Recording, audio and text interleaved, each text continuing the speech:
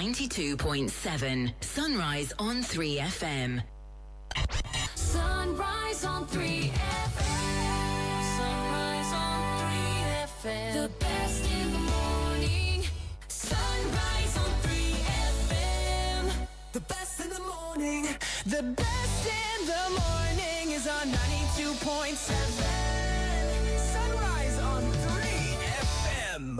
The best in the morning is on 92.7. Sunrise on 3FM. The best in the morning is on 92.7. Sunrise on 3FM. The best in the morning is on 92.7. Sunrise on 3FM. Sunrise on 3.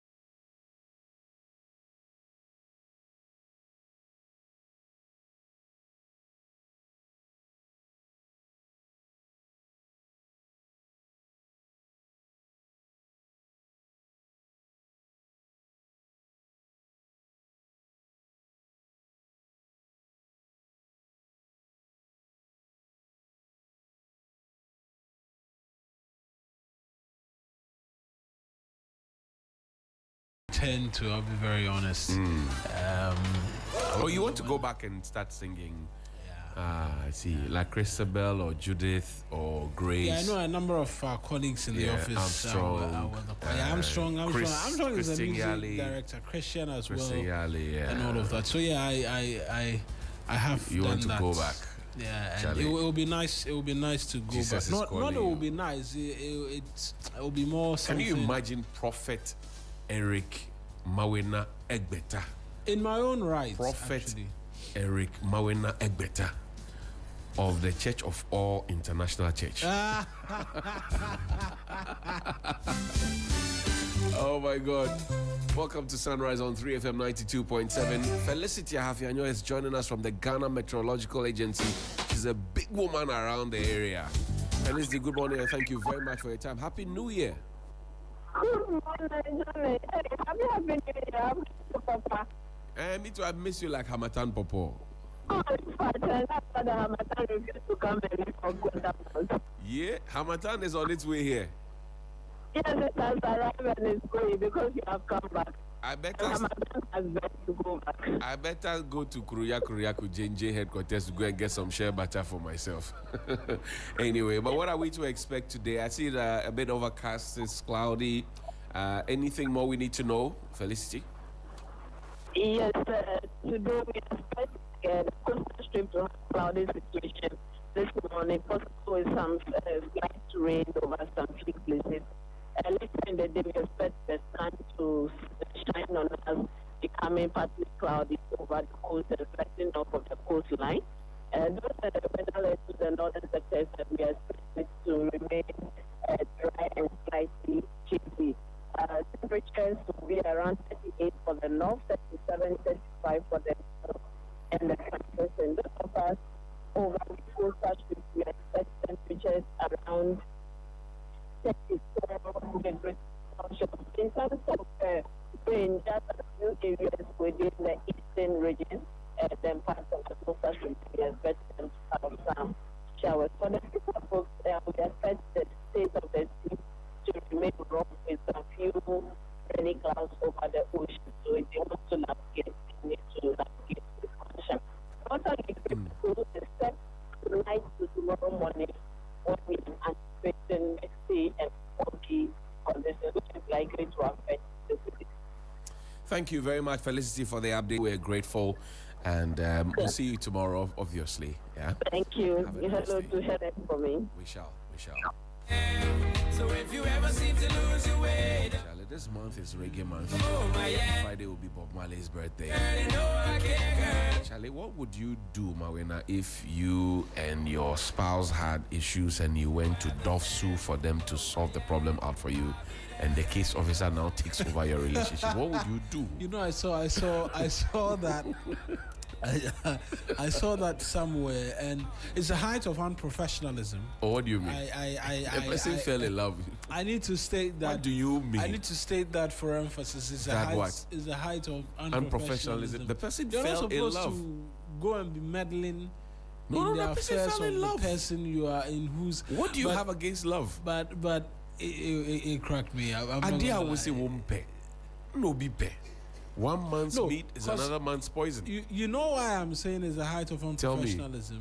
DOFSU deals with domestic Victim violence support unit. and so it suggests there was some abuse. Or maybe the officer, after looking into this, said, this is not even abusive. Well, Yeah, and so based on well, that, if you don't want it, then my sister, I can take over.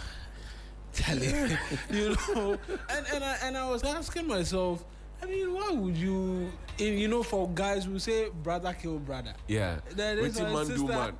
or waiting man do man. Yeah. This is waiting woman do woman. Help me solve my Yeah. issue, and you are taking the thing away from me. Oh, Charlie, And I was be like, some way. No, so to all the trotro drivers, the market women, the taxi drivers, the students going to school this morning, the children, as well as those in the tertiary institutions, lawyers, doctors, engineers. I mean, we have all classes of people listening to us. Yeah, Basmo. That's actually what the Dove officer is singing to the gentleman.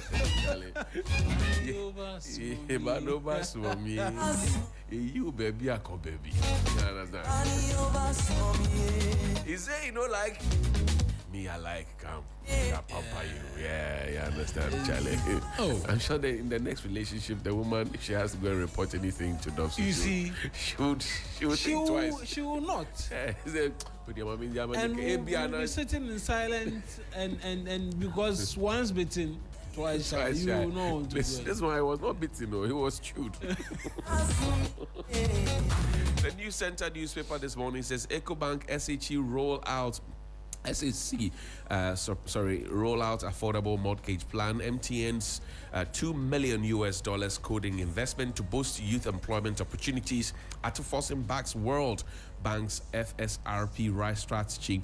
And cocoa farmers threaten demo over unpaid cocoa board arrears. Stories on page 4. Government borrowed 44.25 billion Ghana cedis through treasury bills in January 2026 alone. And on the back page of that newspaper, we have this is a continuation of those stories. The Accra Times this morning, the motto is with pride we reform and educate. Upper West Economic Development. Mahama Bagwin Committed launched the Share Park Resource Hub. Yeah. And congratulations, Baumia. NPP has spoken. Paula Foko, that's the former national chairman of the NPP. He, together with Kwabena Japan and Sami Krab, were literally chased out of their party. But they are seeking to return to the fore. I understand that Paula Foko is still considering the chairmanship of the party. Well, let's see how it goes. Shipping Ghanaian politics. Dr. Joyce Manyo is a lecturer with Unimac, and Unimac IJ leads the way. That's a story on the front page. Also, another Unimac lecturer, the tragic and painful loss of student Dr. Aitando, Dean of Students, Unimac. Never again should it happen. Dean of Students of Unimac, Dr. Aitando, my body says so. In Upper West Region, Catholic Church Honors Speaker describes him as selfless servant leader. I agree with that. A chapter of FGBMFI inaugurated. Dr. Sia Ejipon is inducted. Hey, what is F? Yeah, it is FG. Yeah. Yesterday I was reading it myself. I didn't let me quite check. understand. What is it? Because it sounds like, you know, for a moment I thought it was fast-moving consumer goods, but it's not. Let me be sure. Certain. The A chapter of the Full Gospel Businessmen's Fellowship into Full Gospel. FGBMFI. Okay. Pardon me, my fault. It's my fault. Okay. Congratulations to Dr. Zumlayo. The Daily Graphic says 60% businesses dodge VAT. GRA unveils compliance task force. By McLean Kofi. President orders probe into alleged scholarship corruption. And 41 million Ghana cedis SITAC book research allowance arrears ready, according to Haruna Idrisu, who is the Minister for Education. Government to rename Kotoka International Airport is to honor host landlords. Majority leader discloses. Host landlords, would it be the entire Ghana state or would it just be the people of La? It's Accra. I understand it's returning to Accra International Airport. Okay, so what was before from KIA to AIA. Are we revising history or we are making progress? It's one of the many things we seek to. We'll get into that conversation later. Only 136 out of 461 Metro Mass buses are operational, according to the MDA. Ataza. The Hunger Project. Ghana donates $165,000 medical supplies to 10 health centers. And the Ghanaian Times this morning, at World Government Summit 2026, Africa deserves seats at global table. President Mahama, 1978 to 1982 AFCON winners living in Squalor. Haruna Yusuf speaks out.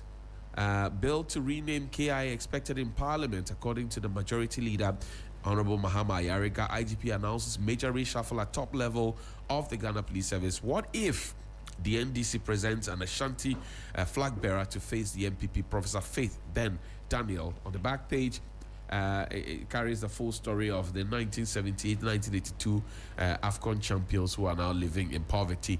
And finally, for me, the Daily Guide, Ghana's favorite newspaper, reshuffle hits police service, government to rename Kotoka International Airport, anti-LGBTQIA plus of GPRT of TUC bill. NDC makes U-turn minority. Otufo goes on vacation abroad, and SkyTrain witness accused of saving his own skin. SkyTrain, $2 million. Remember that? What do you have, Marina? So I have the Daily Gist and a host of other papers. They lead with NDC 2028 presidential race. Mahama threatens ministers with dismissal. I'll get you details of that. Threatens back. Yeah. Baumia sweeps vote in 232 constituencies. NPP's 2028 tax goes beyond unity upon Chroma. NDC government pushes for renaming of Kotoka International Airport. Gift Your Worries lawyer runs to Supreme Court over witness statement. And myth audit crisis deepens. They have a story, the top right corner as well. Ghanaians are suffering. Minority cries out. The custodian is next. NPP MPs pledge full support for Baumia. NPP's major battle is to win back trust of Ghanaians upon Nkrumah.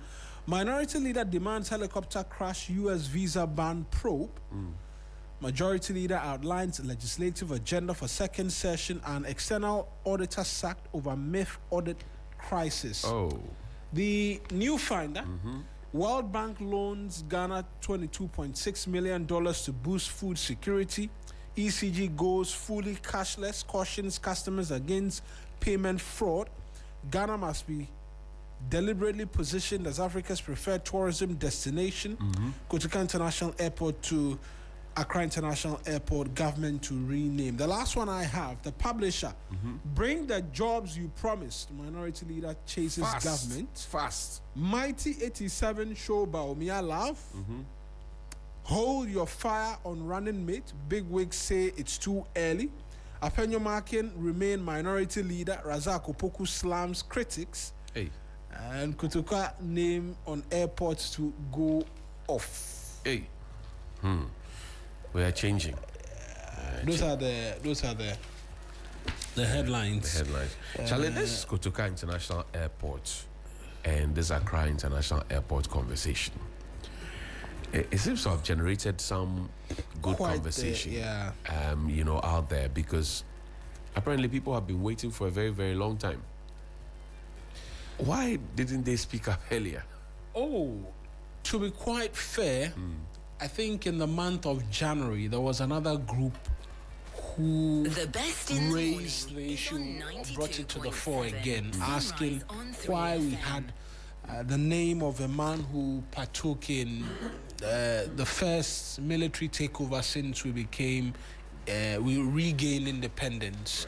And they sought to say that, look, that name still on inarguably the first stop for anybody who comes into the country should not hold. And that argument, rightly so stated, it's if we are to look at previous decisions of the court, for instance, citing the NPP's famous case in that 31st December, where the courts arrived at a determination that, look, you cannot continue to celebrate 31st December, June 4 revolution and all of that, because it was an affront to the 1992 Constitution and the democracy, and not celebrating coups and what have you. In the reasoning of that light, it is safe to say the name Kotoka continuing to be a part of our history is an affront to the sense, and not in the best terms. Exactly. You will, But then there are those who also argue that, look, but for Kotoka, Ghana was a one-party state. Not but for him alone, but for the individuals. But were we in a reverse mode? So I'm just trying to situate the different argument, and that because of that cause of action, it resulted in a returned multi-party democracy and what have you and all of that. That's the other side of the argument. And Respectfully, I disagree with that side of the argument, because I think that had us miss out on a huge opportunity to have become a global superpower. Because if you look at the trajectory upon which Ghana's first president had us on, we were on a path towards global supremacy to a certain extent. That's correct. Not just us, but the entirety of the African continent as well. And that derailed us greatly. In subsequent years, it caused us to always return to the barrel of the gun because we had seen it happen. Right. And so I still believe that the overthrow of Nkrumah was one of the greatest harm done to the country. We have waited for so long for to rewrite this portion of our history. Yeah. There are those who say that, look, we cannot claim to be a democratic society and then at the point of entry into the country, Absolutely. the gateway to Africa, this was supposed to be the Royal Air Force, a certain small Royal Air Force terminal that was transformed into what we have now in just about 2 years or so. That's what the history says by Dr. Kwame Nkrumah. Yeah. Now, the individual who perhaps led the charge and collaborated, was part of the collaborators to kick Nkrumah out, is not the one who has his name slapped on it. Already people are trying to read tribal sentiments into the conversation. No, I think it doesn't Now, hold. yeah, of course, trust Ghanaians, doesn't tribal, political doesn't sentiments into it. It doesn't hold. And when those two enter, spirituality, tribal sentiments, religious conversations, and politics enters the room, common sense flees. Yeah. And that's where we are now, unfortunately. Now, yesterday was gratifying to know that some of the minority MPs say, oh, we support it. The minority leader himself said, no. Have they consulted the people of the Volta region? This is the only national monument that the people of the Volta region have, one of their stalwarts, on it. And so... Stalwart. Yes.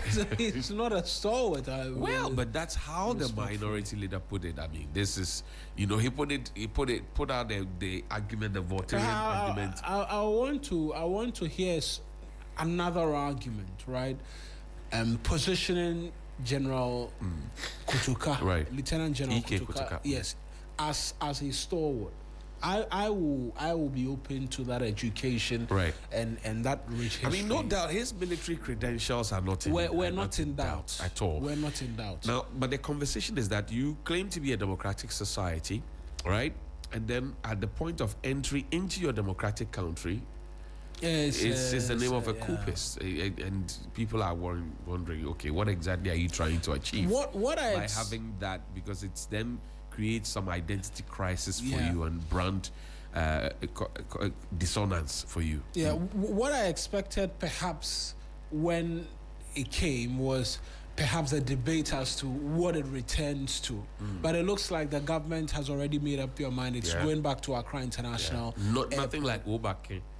Nothing like Niamugi. Because yesterday... Niamugi International exactly, Airport. Or Takitaria International Airport. So that's where I was thinking the debate will go next. But it looks like the government has not allowed room, because some say, because I spoke to Professor Edu Jemfi yesterday, he was like, let it return to the individual who was removed from office and the person who Dr. actually Kwame helped. Nkrumah Yes, returns to that's the argument. But that would have brought us back into overnaming. There's a school of thoughts in this country who believe that, look, we've given him too much credit. Okay. And so we must not continue to name new things. But there are others who also say that, look, the land on which the airport now sits was given to the authorities, the government at the time, and subsequently other governments, by a certain group of people. Yeah. So if there's honor that is going to be bestowed, they should be getting it. Yeah. You get the point. Because then they make the argument that, you go to the Ashanti region, there's the Prempeh International. Yeah. In fact, if you go to Tamale, it used to be the Tali, Alaji Tali's hotel. Now it's Tamale International. Did I say hotel? Tamale International Airport. Forgive me. Right. So now it comes down to what we have here. I mean, there's an airport in the Volta region, right? Yeah. If you giddy come to Kango house, No. make you go home. So yeah, I think it's smart to avoid all of the debates. Let's just return to what it was before.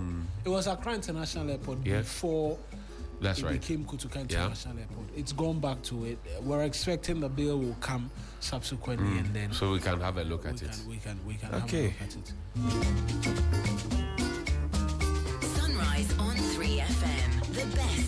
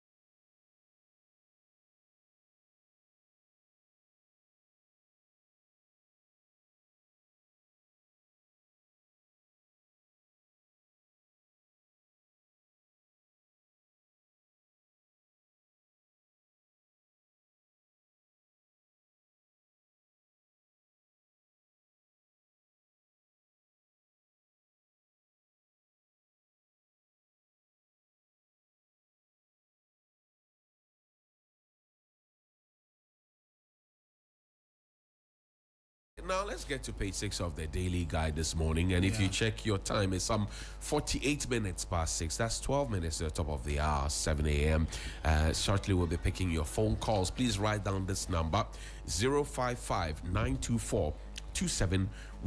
That's 055-924-2717 and 055-691-0154. 055-691-0154. Please write these numbers down. We get into community voices, and we would like to hear from you exactly what's happening in your backyard or at your backyard. Page 6 of the Daily Guide this morning says SkyTrain witness accused of saving own skin. That's in parenthesis. Sorry, by Jibril Abdul Razak. He said the trial of former Chief Executive Officer of the Ghana Infrastructure Investment Fund, Solomon Asamoah, and the erstwhile board chairman of the fund, Professor Christopher Ameya Kofi, my education minister, has taken a new twist as the defense has accused the prosecution's first witness, Yao Odame Dakwa, of testifying against the accused persons to save his own skin. During her further cross-examination of the witness, Victoria Bath, counsel for Mr. Asamoah, suggested to the witness, who was a member of the GIIF board, that he only agreed to be a prosecution witness so that he could escape liability for the alleged lack of approval of the SkyTrain project. Mr. Odame Dakwa, a former head of the audit committee of the board, who sometimes gives drawn-out answers to questions, simply said, "That's not true." Crosby, welcome. Would you testify to save your own skin? This I don't know whether this is also part of the new approach of the, the AG has employed some new strategies. What happened to Chairman Wontumi, for instance? Yeah, you talk, and then we can see what we can do for you. What do you have for us? If what you have for us is good enough. What do you have? Then you were there. So what do you know? Tell us, and then let's see how we can. So maybe this is one of those, actually. Let me save myself first. Let me think about myself. You people, you are the big boys. When they take you to the place, they will come with placards. Somebody will come and look for you. They say free would be free. Did you hear anybody say free Ekweko? No. Exactly. Since nobody said free Ekweko, please, I'm coming to free myself. So maybe this is just like one of those. Now, I mean, away from unless Mario, you have something to share about this. No, I think more often than not, when it happens, the big wigs, they get the supporters coming in their numbers and say, "Hey, I'm watching Nipa." That's right. The people behind. On 3FM. And I recall that sound very well. That free Wontumi. He says he is not going to testify to have the truth is all that just he's going going to to. know the truth. Yeah, The truth will and set it's him a free, it's a that's all. strategy that it looks like the AGs believes it will work for him. Right. And so, by all means, the Ghanaian people will not have mercy if you have not delivered on oral. You see, oral was a big thing that got the government in power elected. So far, if you speak to with a lot of Ghanaians, they tell you they have not seen the fire that they were expecting or they assumed would happen. And fairly so. You know? In fact, a few weeks ago, the Minister for Government Communications, Phyllis Kwachifo, so he had calls to explain the progress of work. And I think he mentioned about over 280 cases. That is what they are pursuing right now. In fact, they got over 2,000 reports. And then that report expectedly contained some chaff, some that they could not process, some that they had no evidence whatsoever. At a point, Sisters and I, we had cause to discuss it that some of the reports that people made were just pure allegations, nothing substantive to back it, no evidence whatsoever. So now it became the duty of the oral team to look at these reports, fine-tune them, see the ones they can prosecute, the ones that they can investigate and all of that. So far, a number of them are at the various stages of the court. So you know that when the cases go to court, they leave the hands of oral. It is now, the speed at which it travels is now very much dependent on the courts. And we know how our court system in the country is. The number of cases, the backlog, the speed, the availability of judges and all of that. So they are working. That is true, they are working, but it is fair that citizens have a large expectation that they want to see more. They want government to do more. What they are doing is okay, but I mean, you championed it as a reason why we should vote for you. People voted for you to do it. Charlie, if you chop the money alone, you would go inside alone. Nobody would do free me, mercy, free me. no mercy If on you you. like ask six to see, if you spend the money alone, would anybody come and hold a placard on your behalf? Because you see, within this short period, people have been arrested. We saw those that the minority had to walk and block, you know, to Ioko to go and sit on the floor for only 3 hours. To say we are. At that time, too, there were two people inside. Though. Exactly, but they didn't mention those names. Exactly. So when you are chopping, be careful. And then also, why the Be second careful. man is my best friend in all of this drama. I want to miss a special manager, right? Manager of the He He's says, my best friend, though. Okay, you hold on. Minya Ghana need you. Because they said the one we never have president in T. Minya Ghana need you. Ghana for Musorio. Ghana for Musorio. And before you know Musorio. And before you know Musorio. I am Munti and I'm Mahama MC. This vice president da. Me, my don't board so da. Me, my DCO da. Me, my minister da. I am chairman in the media. And I want to make campaign in Mammy. I'm not me campaign in my party. And I'm here, Juma. 2013, we are started the boom, Juma. Buba, my topping, Juma, my count to pa, me did you was one. Me, my count to club, me did you was one. So the Tiam must school fees a club higher thing. What I said, most of them will start to my count to show, and you know, Nasabi, me, sick a bain of the family. Sunrise on 3FM. The best in the morning. 6 to sorry. It's a serious matter, isn't it? Potential national chairman, and you're doing him like Oh, that. please. Oh, man. Is it I don't fuel know. coupon you were giving me that you are saying I should sorry with you? Wants to be chairman of the. Please. Thank you. Now, there's something on the front page of the Daily Graphic this morning. 60% businesses dodge VAT, GRA unveils compliance tax force, and we need the money, and people are dodging business taxes.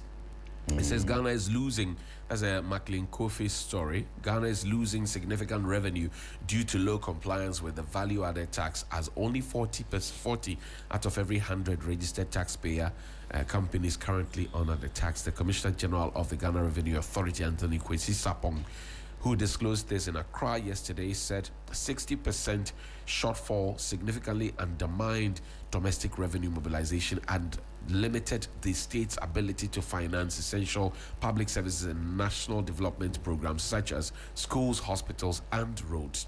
Now, what is the GRA doing to address this? Well, hear them. It says, to address this challenge, the Domestic Tax Revenue Department of the GRA has set up a team, the National VAT Compliance and Enforcement Team, to improve compliance and boost revenue collection. The team is a key, that's the mechanism, all of those English that written. But how long has the GRA known this? And why is the GRA now speaking about it? So a few of us who continue to pay the tax, and we keep hearing, oh, why didn't the tax net? Why didn't the tax net? Is that how to widen the tax net? To keep quiet and watch 60% of registered, companies not paying taxes? Is that how to run as a country? No. Because the countries we go and borrow from, they have their tax systems High working. Tax compliance, actually. And if you flout it, you'll be dealt with. So why did we? 60%? That's huge. That's a huge Let's number. actually have even make 60% to play the devil's advocate. 60% paying and 40% say, oh, we will dodge the system. But then you have 60% rather not paying and 40% are paying. It's painful. The thing about tax enforcement and all of that is that what Mr. Sapong has revealed is not something that's quite new. In fact, it's been one of the many things that have been discussed.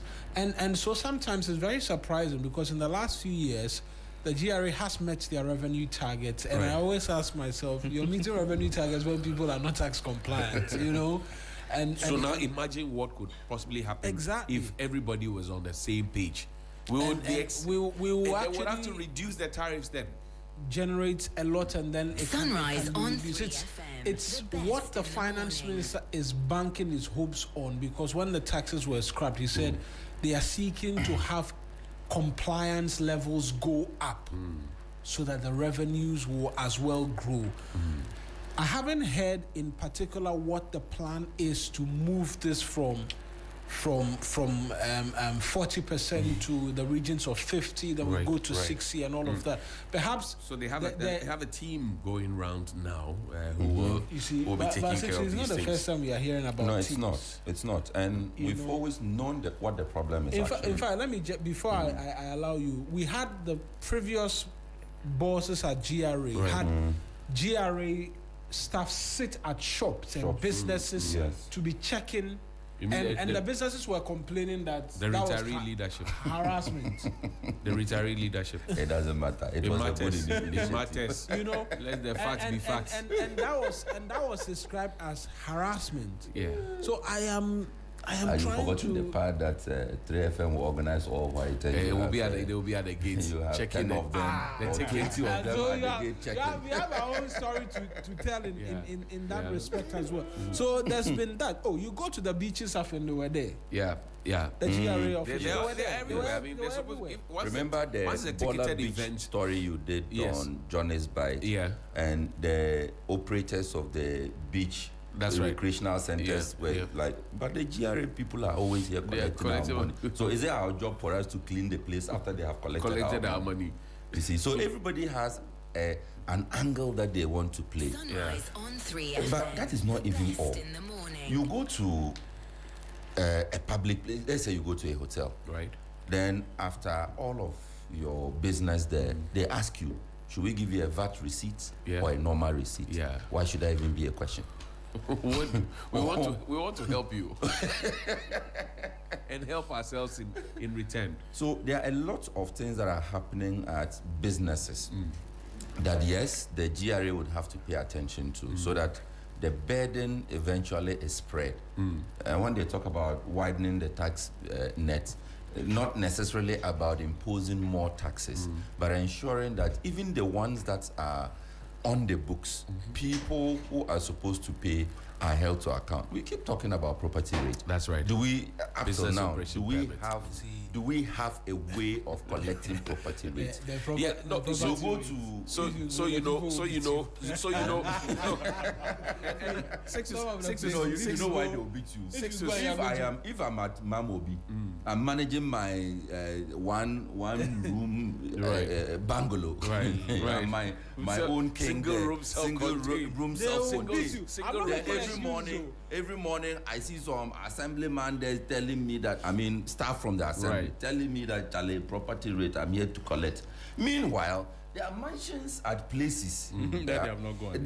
They don't even know the mansions are there. It doesn't change the fact that actually, you have to pay. The fact is No, that you have to pay.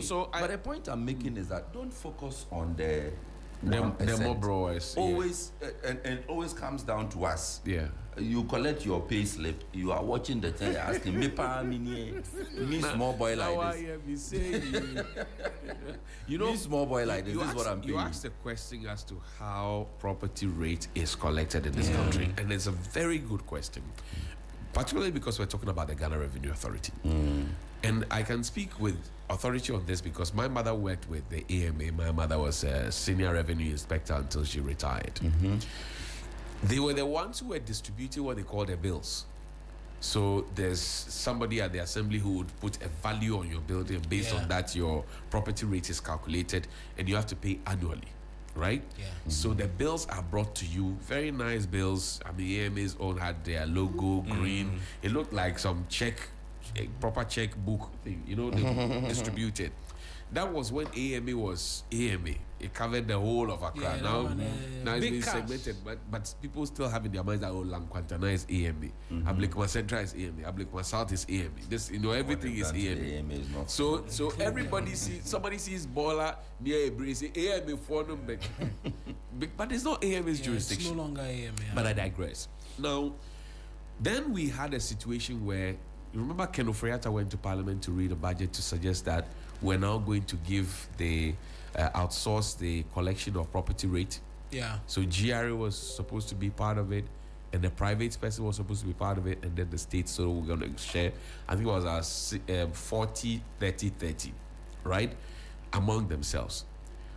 Now you had people who were employed at the various assemblies, who had done this work for so long, who knew the various residences, and knew how much they were paying, and knew how to increase the tariffs, as the years grew, because the value had been added to the building. For example, if I have a 2-bedroom apartment on a 70 by 100 land, and then now I have added on some shops in the front, and I'm collecting rent for it, blah, blah, blah, the value of that land and of that property has gone up.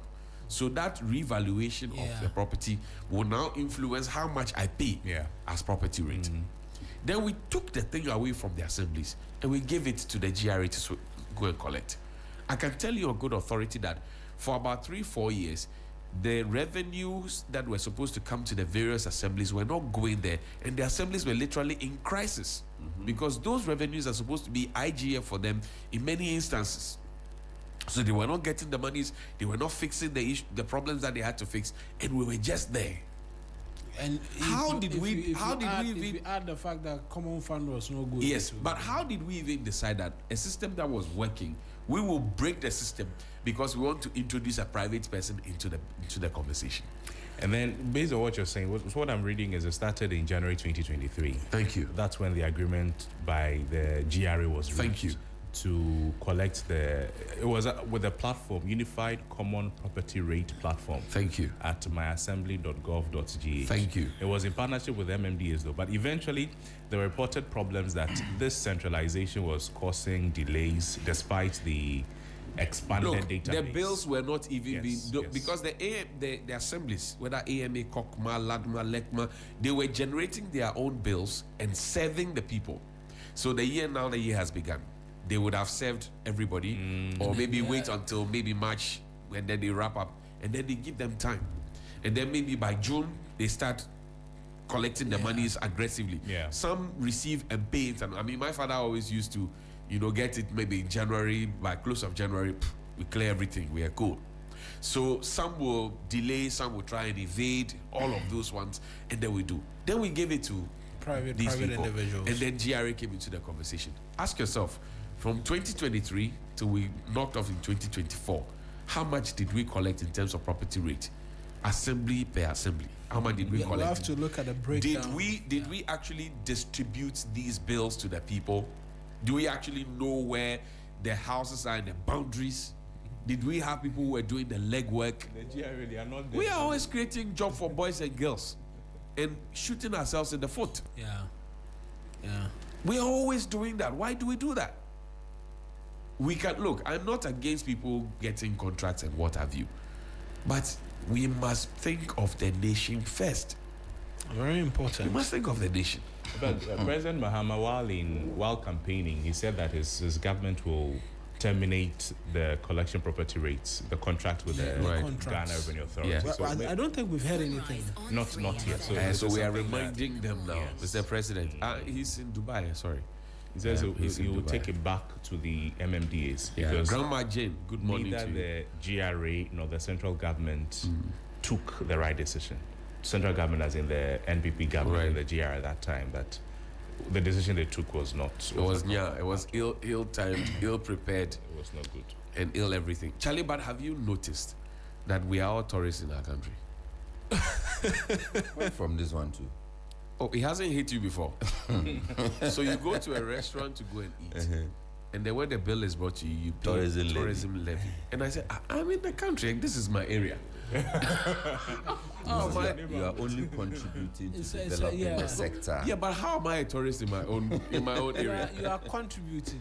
No, so that I want to the understand. sector- How am I a You tourist? have to contribute so that I don't think the that- waterfall around Odo that you love so much, Yeah. the one you keep mentioning, Right. so that a part Chenku- of that Chenku money waterfalls. can go to develop that I have place. no qualms Oh, in about fact, that. new ones have been discovered. Yeah, Really? a few in Yeah. the Ashanti region. Yeah, I think I saw one in the Ashanti region and then one. So the monopoly enjoyed by the Kintampo and Vili or Boti, Willi.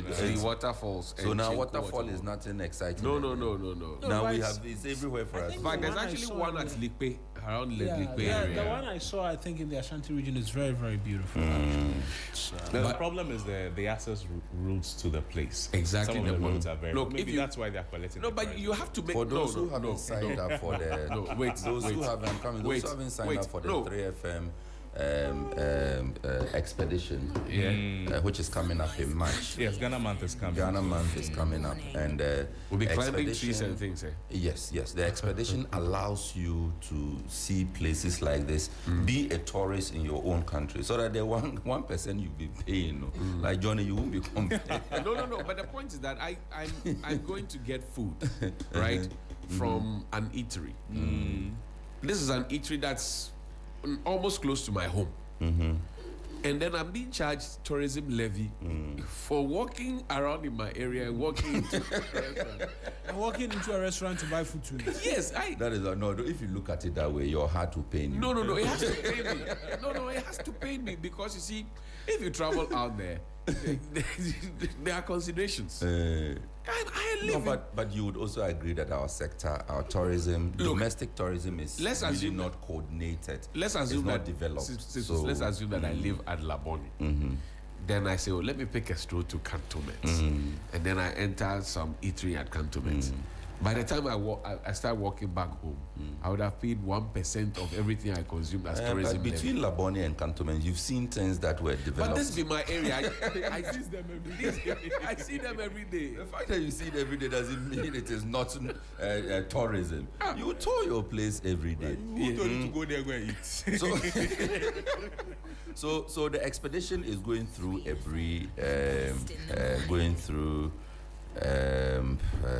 the waterfall area, the Dodowasa. Yeah, Chenku waterfalls. Yes, going through Ashanti region, and then in the central region. We'll be walking. Oh. Well, where we have to walk to see, we will walk to see. So you need to pay something handsome. So we'll factor get the your money ready. Look, we'll factor your 1% tourism levy into this the one. fee, so nobody will and if stop you believe in tourism, you need to come and advertise. And as I advertise, sponsor this, so that the likes of Johnny who want to go, but the 1% is a pain. They can also. It's not necessarily a pain. I find it strange that I'm a tourist in my own country, in my own city, But in you my own area. You recall we had this conversation, you, Helen, myself, we've had this conversation before, promoting domestic tourism. That to the extent that people even within Accra here, why am I going far? People within the Medina area have no idea that they can simply walk into the Legon Gardens and have fun. They have no idea. You see, one of the other reasons is It is expensive. no. It's there's a reason why it is more prone to foreigners, right? Who Right. come around, who are on vacation. The average Ghanaian cannot afford to take a vacation. Oh, don't say that about us. Which comes to the cost, actually. That is Being- very true. being very honest. What's a The average- vacation? Who- the- no, the who is average- the average The Ghanaian? average Ghanaian. Are you in part a of the average trotro- Ghanaian? Yes, I'm an average Ghanaian. You are wearing three-piece suit and How you will I- Which consider he how will I- yourself. describes as his uniform. Yes, Yes. I mean, The my man uniform. uses three-piece suit as his This is- uniform. this is some- on a daily I- This is basis. some state-owned enterprise bosses board meeting. Shut up. This You is- are wearing this to is- come and read this is- news, and you say it is It your is my uniform. Because I can't wear what you're wearing to go and read You the can wear news it. On You can Saturday. wear it. on Saturday, but I am scheduled on a weekday. So plan- that's why I call it So- my so uniform. plan He's your a big schedule. man. He's a big man. It's But a- I you're a call big it- man. I call Bottom it a line is, we uniform. don't agree you are an average Ghanaian. Charlie, what tie are you planning to wear with this? Charcoal grey. They should tune in to see. Yeah. Yeah, perhaps. You understand? No, Marina. The average Ghanaian, that's why I used Medina and I used Legon Garden. So- I didn't even say Ebri Garden. Yes. I said Legon. I believe there are people within the Ebri enclave who don't see why they should walk into the Ebri Gardens. Not necessarily because they cannot afford No, it. I'm not.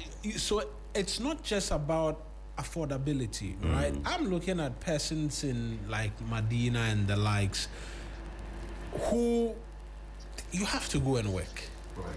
Right. Saturdays, unfortunately, now are a part of working days for a lot of people. You understand?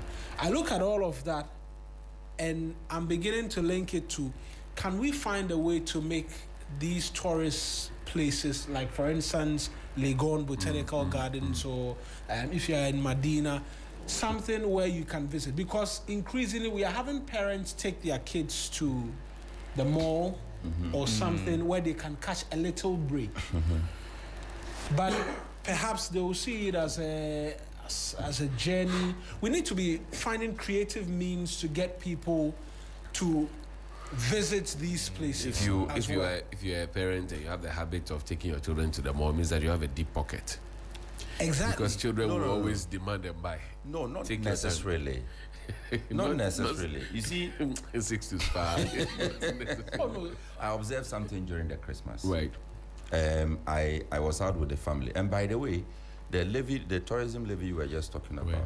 Do you know that? Well, I need to go back to check to be sure. I think Lois, you need to give me money to go to a certain restaurant. Sunrise. They are still charging. No, I need to buy the food The COVID, they are and charging. get the receipts. Yeah. I To see cannot whether do they- that to with see my whether- pocket. To see whether they are charging the Yes. COVID levy. You yes. want to experience. No, we are Yes. doing the research for the shows with the company. Exactly. That's what I want back. So as to no, let me. No, This one is we will Astus. we will let Helen go and eat. on our behalf. Yes. No, Helen alone maybe he may not see. You know, Helen I'll tr- sometimes uses I'll glasses.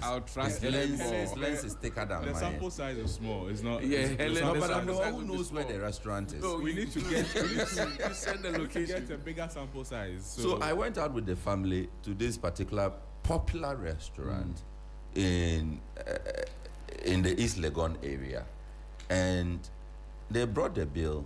I saw that there was COVID levy on it. Yes. So I asked this man, and there was a figure attached. You know, normally you would see COVID 00 to Right. show that it's not. Right. Yeah, it's no longer But that. this one, the percentage was there, and it was computed when into was the the bill. law passed that it should be off the books? No, by then it had taken effect. Yes. It had taken It effect. had taken effect. So I called the supervisor. I asked the supervisor, why is this thing still here?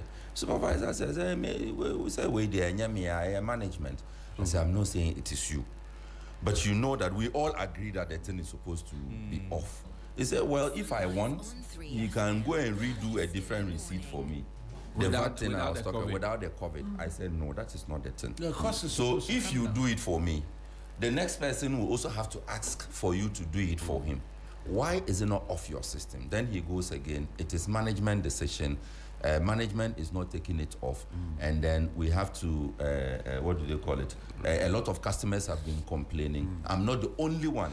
And a lot have been complaining. I'm not the only one. He didn't say it. No, he didn't say it to mean that like they will do something about it or they are protesting. So you are not the first. I'm not the first. You will not be the last. I will not be the last. So why am I complaining? I bet. In fact, I still have that particular receipt. But to be fair, I think I would have to go back, which is why Astus and Lois, between the two of you, one of you you have to give me money to go back to. If I'm the manager at that place, when you come, won't serve you because. But you don't know me. Yeah, the supervisor will recognize you. That's why Helen should go. Now, guys, finally, before we start picking calls for community voices, this transportation conversation, we need to have it as a country properly. Dispassionately, without the political whatever we want to attach to it. Can we ever?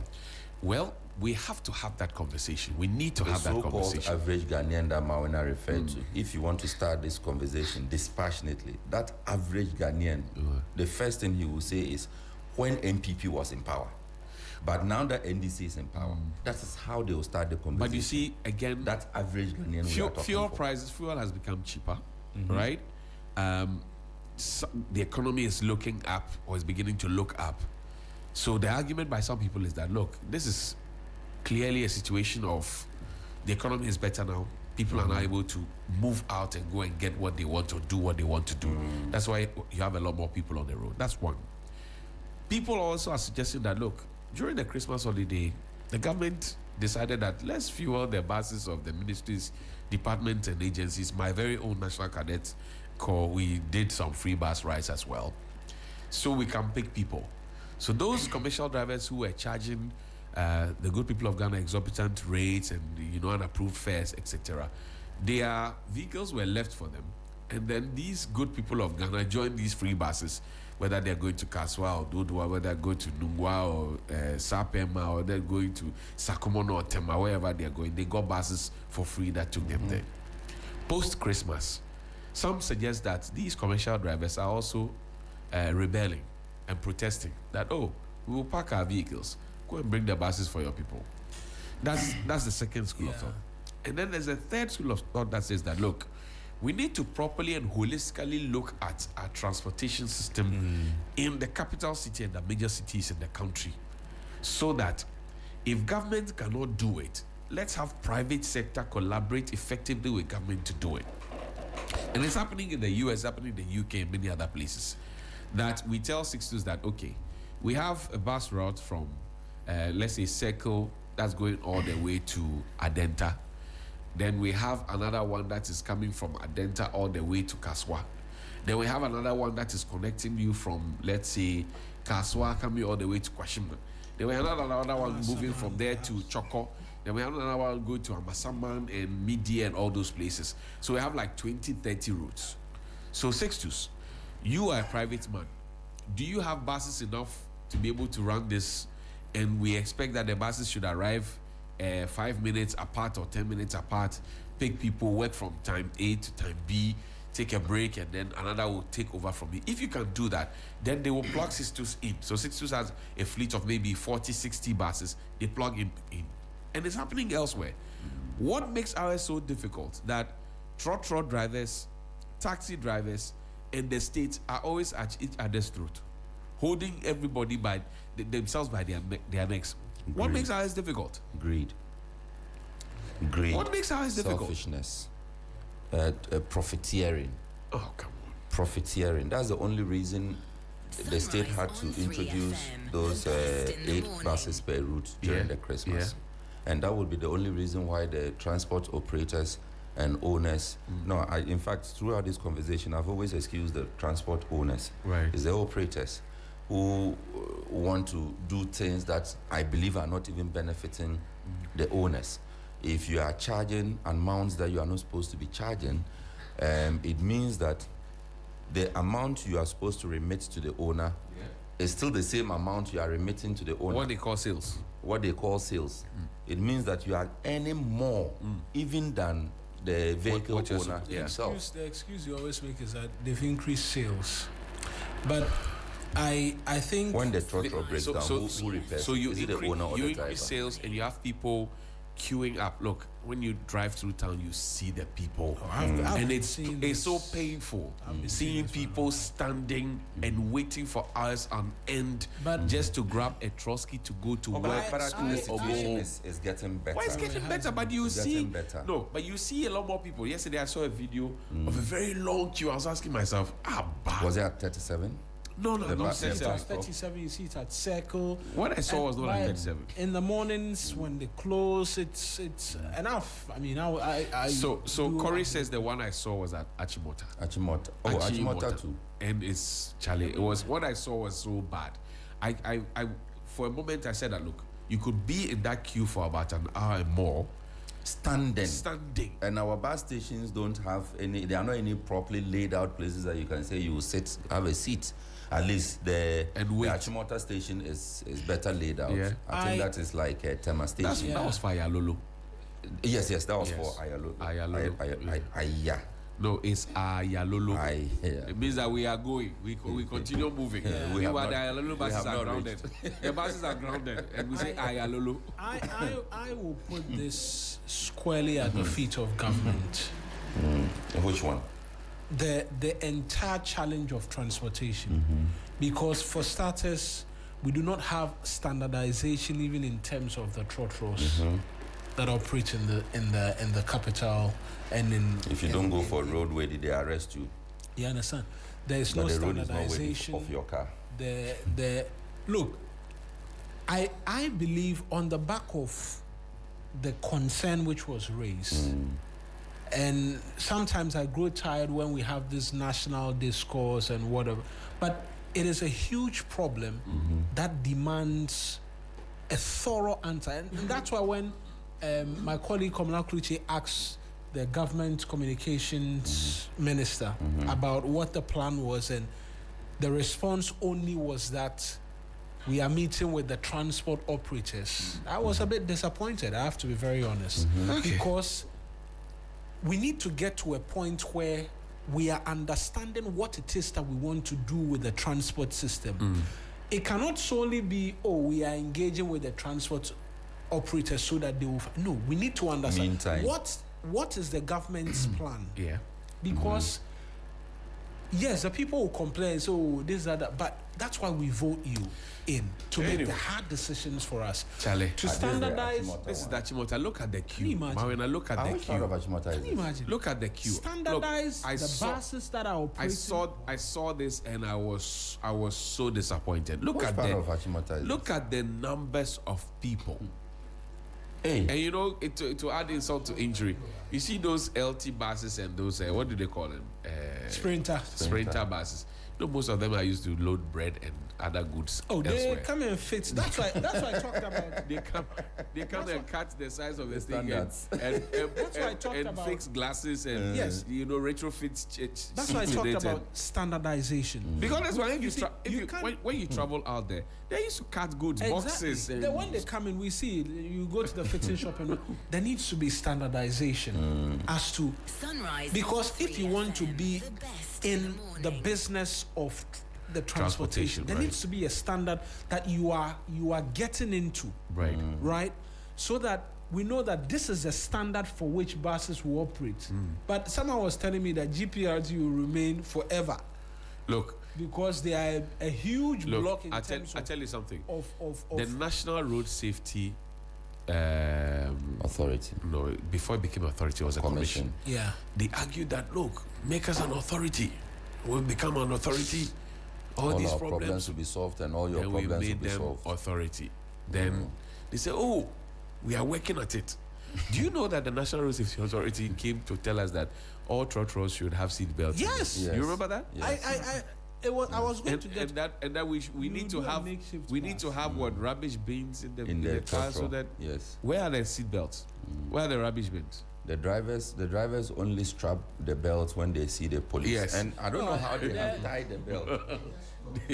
No, No. it's They've something tied it to his perpetual. So when they see the So police, when they you just wrap it around. They bring It's it a in. very funny thing they do. they they lie on it. So when but- they see the but police, then they just flip it This forward. is not a way to live. It's not. But we need to congratulate, at least I need to congratulate the GPRT, Abbas and his people. Yeah. The task Task force is working. seeking to I'm stop seeing the- changes at the Zongo Junction area. In terms of the fares.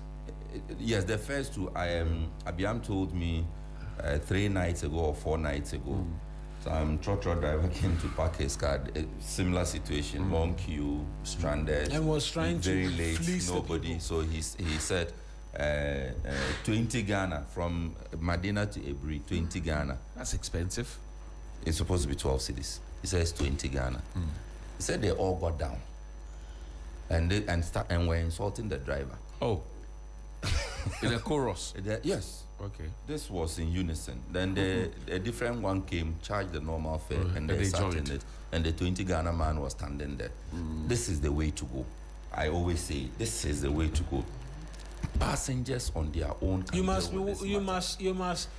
We must be able to sacrifice for the right thing to be Okay. done. Sacrifice a bit of comfort. Yes. Because sometimes you're there, you say, oh, the mamintia is an amenko. So, See, but it is finally, not finally, enough. finally, the Trotskys, they need to start doing something about the spacing in there between the chairs. Charlie, sometimes you get in there. The standard. Somebody like you see a tall person like Mr. Massive here, Trigmatics producer. He can't sit in a trotro from this point to Somania. He will be in trouble. His knees will be knocking the metal. There's nothing standards about how we transport people. But this one, let's say good morning to the Standards Authority people. This one, they are going to work, right? The Ghana They are at Standards work, Authority. actually. They are are at at work. work. What's the time now? And some people are now thinking they're about to go to work. They'll be eating It's breakfast. 7:28. Okay. Those who live far and want to dodge traffic, they are at work. They're at already. work now. Those who live close by and can get to work 1 minute to 8, they are still sleeping. And hopefully by afternoon they will be declared tourists in their own country. Thank you. And they'll pay tourism levy. Inshallah. Oh, money palava. Please call me 055-924-2717 and 055-691-0154. Good morning.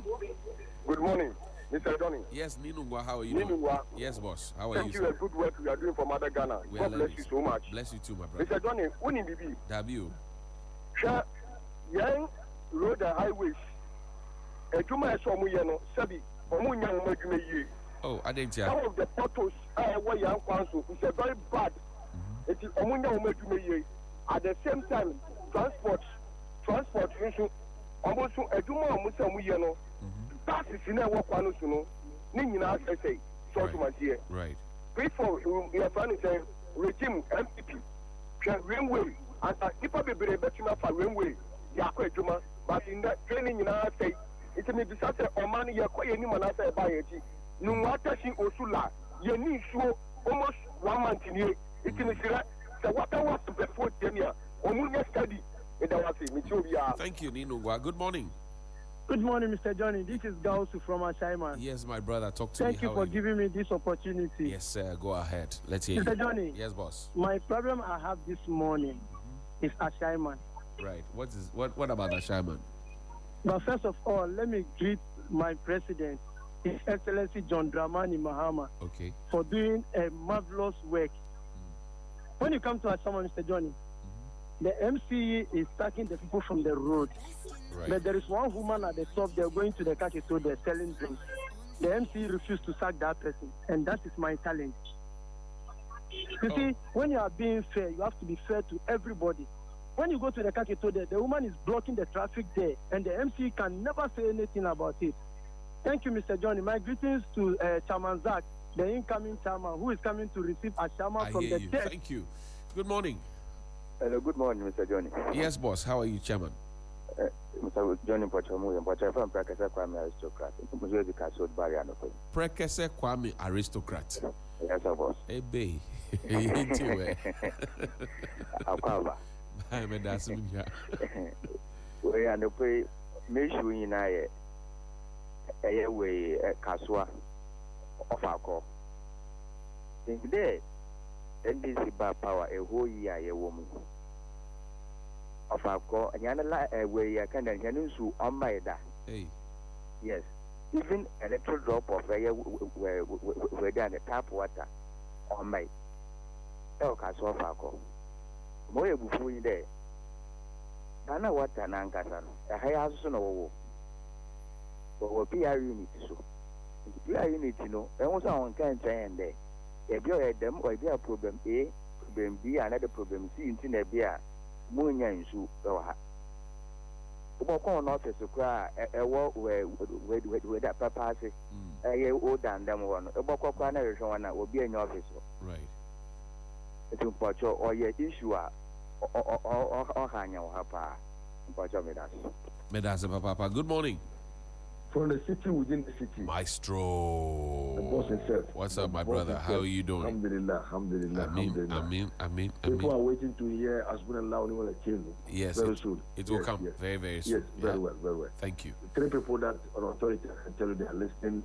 My MP, Honorable Yusuf Jaja. Deputy Minister. Huh? Yes, sir, tourism, yes. Which you are paying the levy. But am I a tourist in Nima?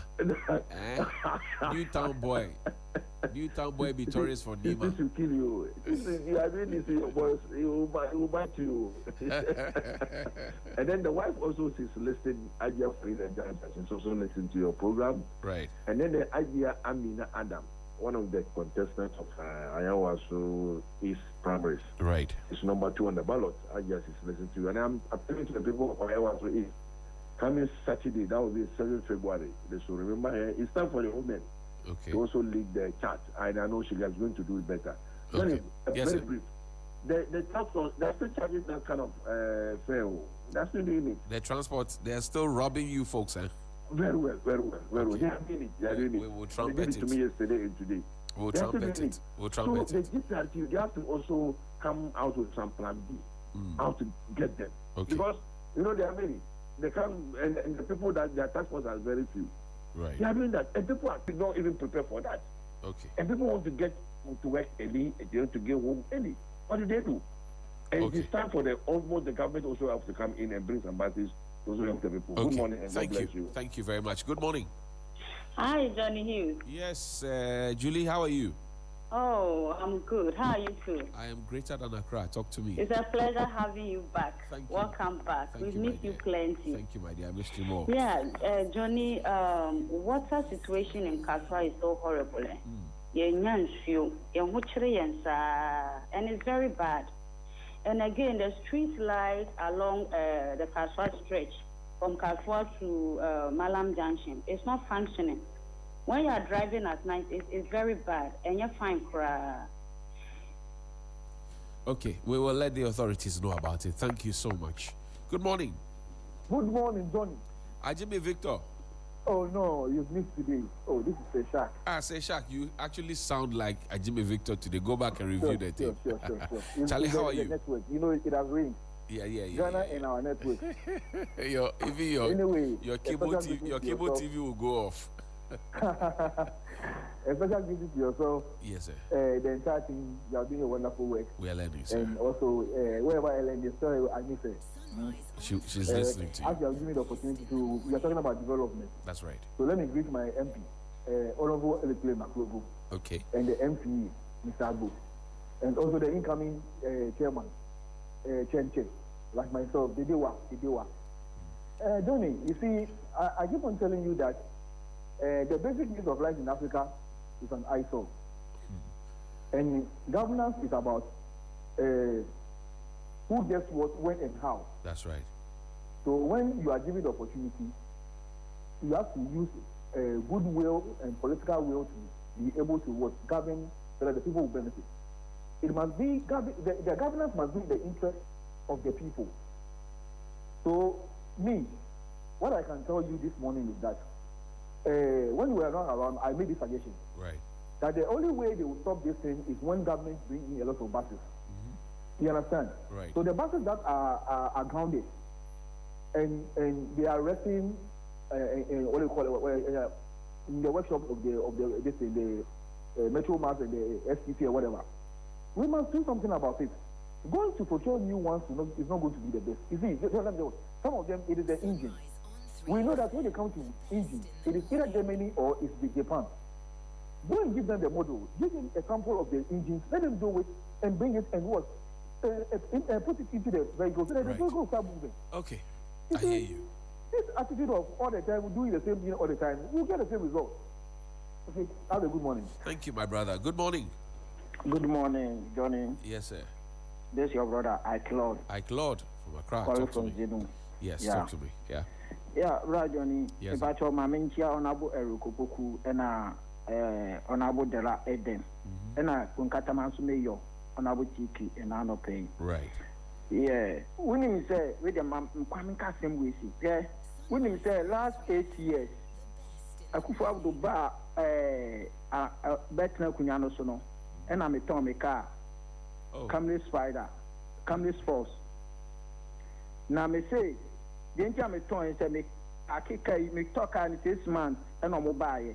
Me packet can issue for another 6 months because I'm in to fool. At that time, I talk cano, in so bro, men, whom. Let me feel sorry.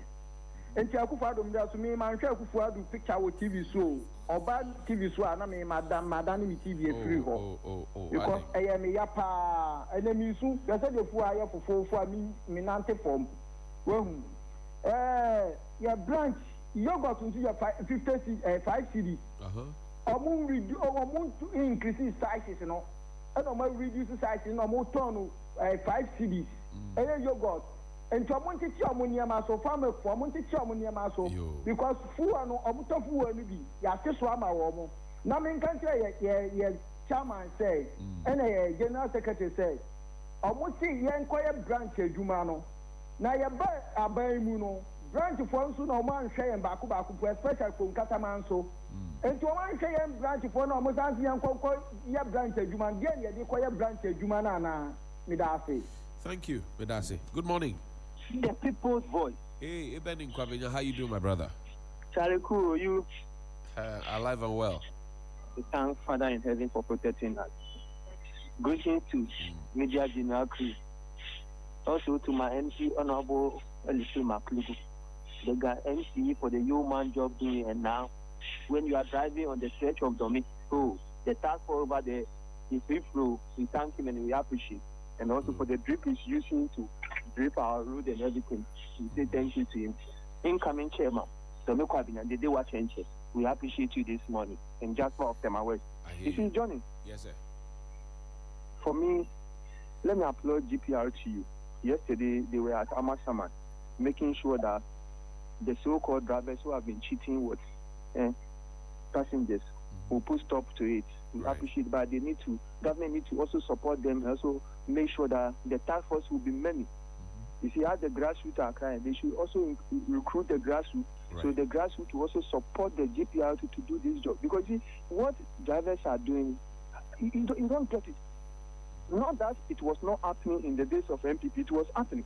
But because we're not talking about it, because by then we're thinking that the fuel is too much, it's expensive for them. But now we have a government that you are buying a liter, less than what? 10 Ghana cedis.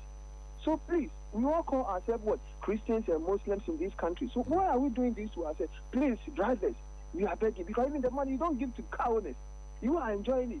If you are making a sale of 200 cedis, the same thing you go and give your car owner. So we are begging you, please, government, we are still waiting for the button. Thank you very much. Good morning. Oh, sorry about that. Please call me to 055-924-2717 and 055-691-0154. Good morning. Good morning, Johnny. How are you? I'm fine. Wajime Victor. This is William calling from Tema. Hey, this is the first time calling to your program. Willie, first time. Willie, welcome. Good to have Thank you very much. Talk to I've me, been monitoring you most of the time on the radio, but I never got you. I tried several times, but today I've gotten you. I'm so happy today. You have to buy full chicken and enjoy. my problem is one. Yes, I traveled one time to Sogakope, and I saw the way the fresh water is flowing into the sea. Right. So is there no way we can just make sure that we gather some of this water and send it to Accra and other places? This is my little thing. I just want to comment about it. Thank you very much. Thank you very much. Thank you. We're grateful, Pawili. Good morning. Good morning, Johnny. Yes, sir. My friend from New Achimota. Yes, so how are you? I'm fine, Ben. Okay. I am also fine. Yeah. Please, so there is this issue I want to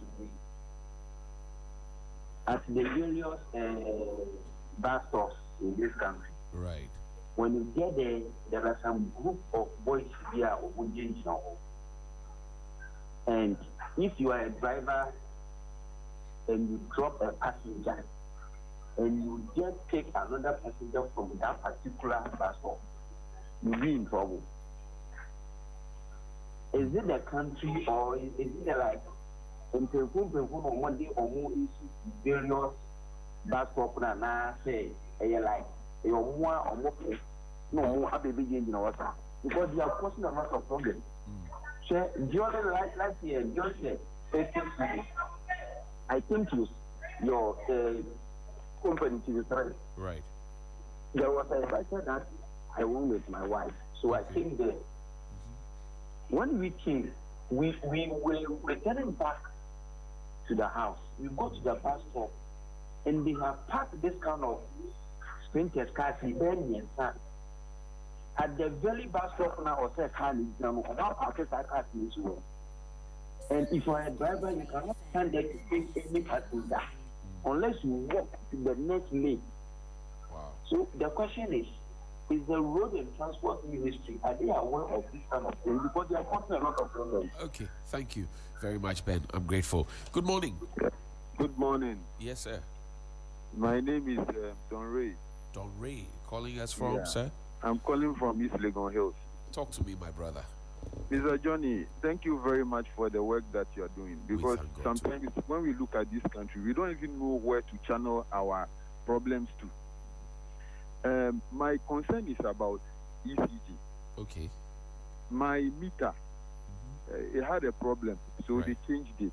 Right. Can you believe that it's going to almost about 1.5 weeks now? Hey. I can't buy prepaid. For real? I'm telling you. And when you go to the office, the one at, how do you call it, Ashimota Mall. Right. The one there are a lot of people over there.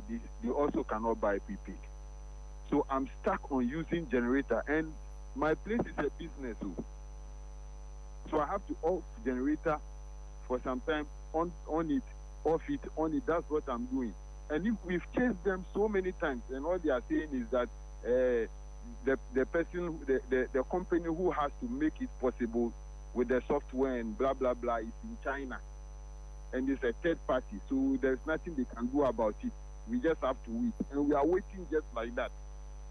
I'm like, we have all this we are living we are in the 21st century. And we cannot even channel our ECG payment over. I don't even know the right way. We can't do the right thing so that we even have the money to buy the prepaid we can't buy. What kind of country are we living in?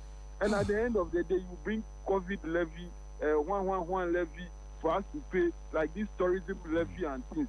We are paying all those things. At the end of the day, just money, your own money to buy the prepaid price, you can't buy it. Thank you. Why? Your point is well made. We hear you. Good morning. Good morning, Johnny.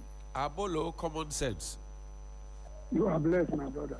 You are blessed too, Chief. How are you? To God be the glory. I'm sad, but let me say why? Good morning to. Why I'll tell you later. Let me say good morning to Chamajaso or Temawes. Right. My own good brother, Courage McAfee from TDC and Lawyer Zuma. Right. And Dr. Bernard Abeku Atta. He's a technical coordinator, FGIP at the presidency. Okay. Johnny, I'm sad. None of the callers out of the number that I said you should put on yesterday. That's why I'm sad. Oh. Part of Johnny had been nominated as the best morning show host. And I have a number to put across. This number bears Johnny's name, but this is not Johnny's phone number. The phone is with me. The PIN code is with Johnny. So please, nobody should call this line. We have to support this show by voting. So the number is 0242 12 10 71 0242 12 10 71. You can make it 12 1071. People that like Lotto like me, you can use it as a standby. And when you ring, Johnny, you like Lotto. Once there's a laughter at the background, that people have my team there 12 10 71 0242 days, just a code. Johnny. Yes, sir. I just want to plead to your listeners. Yes, sir. I know Alaji Yaukundo is listening. Courage McAfee, Lawyer Zuma, Bernard Abekuata, Doctor, all of them will support this. So we need this award. I hear you. People, I will only pick foreign calls on this phone. Hey. The phone is with me. Please, no one should call. I don't want to be like a Kenufrata to put my number after that, then take it 10%. No, that's why I let Johnny register this number for me. But it's not Johnny's number. Take your but time. The name is Johnny News. Take your time. Please. Abolo, thank you. It's an in-ban and energy. Supporters of Johnny, Ofani, now supporter by voting. Short code there, if you when you get your few one, you will catch Johnny said, Kukurada. Nyamyakore nyanobi Johnny nyaro na GVR nya koda ko ne Johnny na ataruji phone number me Johnny pen number ga kepen ko jejege ya nkudi ku vote ku ba John News we win this award. Assalamu alaikum. Wa alaikum salam. Na go day. Wa alaikum salam. Na go day. And Togbi Sakwiti the 5th. Good morning to you. Hello, good morning. Good morning, Johnny. Now what to say? Adumaraka Ominia. Johnny, Mr. I'm from your home station. Oh. Yeah, BBC said, yeah, nice station for me. So I'm met my station. Oh, David, Mr. My cousin, my car. Send paper with station. You're a station. Oh, sorry. But your area, Ben? I'm from. Castle, I'm from. Okay. And you there, I can have a problem. I don't know. But you made us technical for the sorry. Good morning. Hello, good morning. Sorry. Good morning. Hello, good morning. Good morning. Yes, sir. How are you doing? Now. Hey, Senior Pian, how are you? Oh, Charlie, I'm good. Been a while. So happy to hear your voice. Oh, man. Good to I tuned in already today, this early morning. I said, wow, Johnny is on this call. Charlie, I only want to say something about the transport issues. Right. You know, Johnny, I've always said that the system has to do with the system. Mm-hmm. If the system is effective, these things, it will not be a worry. Because, you see, if GPRT, you have tickets. Mm-hmm. They have numbers, serial numbers for every transport, commercial transport vehicles. Right. They only have to issue tickets. Mm-hmm. You see, Johnny, all this happens because local government is not effective. Right. See, so they should do that. Then we will know. And also, I want to advise the government. If they want to buy bus, they should buy electric bus. Okay. Johnny, I don't want to talk too much. I hear you, Senior. I'll call later. Friday coming. Yeah. Pina Colada will be waiting. oh, great. Enjoy your day. Thank you so much. All right, sir. Thank you. Good morning. Brother, good morning. Anan. Brother. How are you? Brother, I'm doing fine. Great. Brother, I hope you're also doing well with this. Alive and well, greater than Accra. Thank you. This one, let me use the opportunity to greet Honorable Sadamafenya. Right. And Honorable Kwesi Asham and Margin the Great. Right. Abrodo and all Papa Bisu, everyone. Right. Mr. Hughes. Yes, sir. I'm saying, Mini Abako, Africa, a queen fast or ton a car. Yes. Master, Assembly or kind of Mera Juan, a player, Mini. Oh, why? Winning. No, me car see it too. We can't to Bako and Vetiabe and Subako. It's not me use Subako, no being Subako. Now, me accident, I am a car and being accidented. It's not a bit of the edge. And Johnny, every time you on baby no issue, can I say, can I open a quaint me? It's not a one pebble and where it's a fina, I am a wife at the tree. and I was say, I don't want to talk until August 2023, and I'm a talk cast now. Me ton also me pay cars am no yayo. Cars nti kan so ani ntimi nsam yare. And I'm some of the create business in their business me sika nyina e hye no. Ukofa niam na law firm mpo buru we so. Nti na na do amambu obebu ye de. Ye mu fa binum no ye te a. But Yankopon wo nti aya na empa. That's it. Thank you very much. Good morning. Good morning, Johnny. Yes, sir. My pastor, your family, the great ally, Dominican Cabbage. The great ally. Johnny. Yes, sir. Manya wa fidye kese. Aminchia me MP, Madam Elekolem Akorogo Honorable. So to me come chia. Sa na me chia ye hard-working MP. Ono so to me ka me chia no pa Mr. Agbo. Me ye incoming chairman. Osman Alson. Kawasam yako. Me the last Osman Olson. Kawasam. Papa. Johnny. Yes, sir. Adwumaden ne de oyɛ no ama yɛ ni agye. Me da abolo ase sɛ otimi ma yɛ code number code number no. O number na mi nya but me try eben ho ahwɛ sɛ me nya number no a. Me yɛ sure sɛ eben be wo number no. Sɛ me nya number no a then you know you be push you because it was a award way there. Yo, yeah, serious college. Okay. Award. And your award. Into your best for so I'm a 1 year. Award in Medasi. Good morning. Good morning, Mr. Johnny. Ajana one. Hey, who named me? Let's hear you. Thank you very much with the wonderful job we are doing for Mother Ghana. What my brother like said. Incoming Osman, Domin Kwamenya, Constituency Chairman.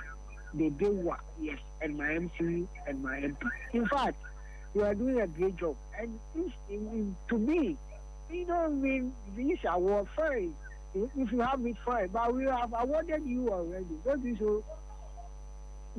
In our heart, in everything. But no will contribute. But it has to come merely because you don't need any contestant and anybody will come and say, oh, Johnny and somebody and somebody and somebody. No. It should be given to you one time. Thank you. Thank you very much. Good morning. Good morning. Yes, sir. Yeah. My name is Johnny. Your name is? Johnny. Johnny, namesake. Yeah. Talk to me. Our problem in Koforidua is when you tune into FM, you'll be interrupted with different stations and you can hear using the station play. Sorry about that. Where do you listen to us from usually? Koforidua. Koforidua. Which part of Kof Town? Center of the town. Okay, center of Kof Town. Okay, all right. Well, I'm sure our technical people will take that up. So I have 3 complaints. I have Koforidua, I have Manfrom, and then I have the Amasaman area. Okay, all right. Let's hear you. Is that all? It has always all. Okay, all the best, my brother. Have a nice day. Thanks. Good morning. Johnny, good morning, my brother. Papa. How are you, my brother? Greater than Accra. We there inside. Yesterday, some banter between you and I, Charlie. I've been busy about that issue. Oh, slow down. You know, I've been busy. Anyway, quick one. Yes, before my main listen. Okay. I just got an information that at Sakumono village, you know, we have the Sakumono estate. Mm-hmm. The village side, they are having water problem for the past 3 months or so. And I want you to intervene, please. Okay. I want you to intervene. Sakumono village side, yeah. I hear now, Johnny, about this structural issue, the transport cost, the high cost of whatever it is now. Still, some drivers and their mates aren't really being, what they call it, patriotic. So the best way forward is the government should inform more buses, the total buses. More, but because the MPP, they are using it against us. Oh, how do you put politics into this? Johnny, you shock me. So you don't listen to the radio station. Oh, but how they put politics for this one inside? It is the MPP people. They are saying that, yes, they are saying fuel price has come down. Okay. It is an artificial something. Okay. That's why the drivers are charging what you call overcharging. I hear you. Are you getting my point? I hear you. No. It's a serious issue, Johnny. Yes, sir.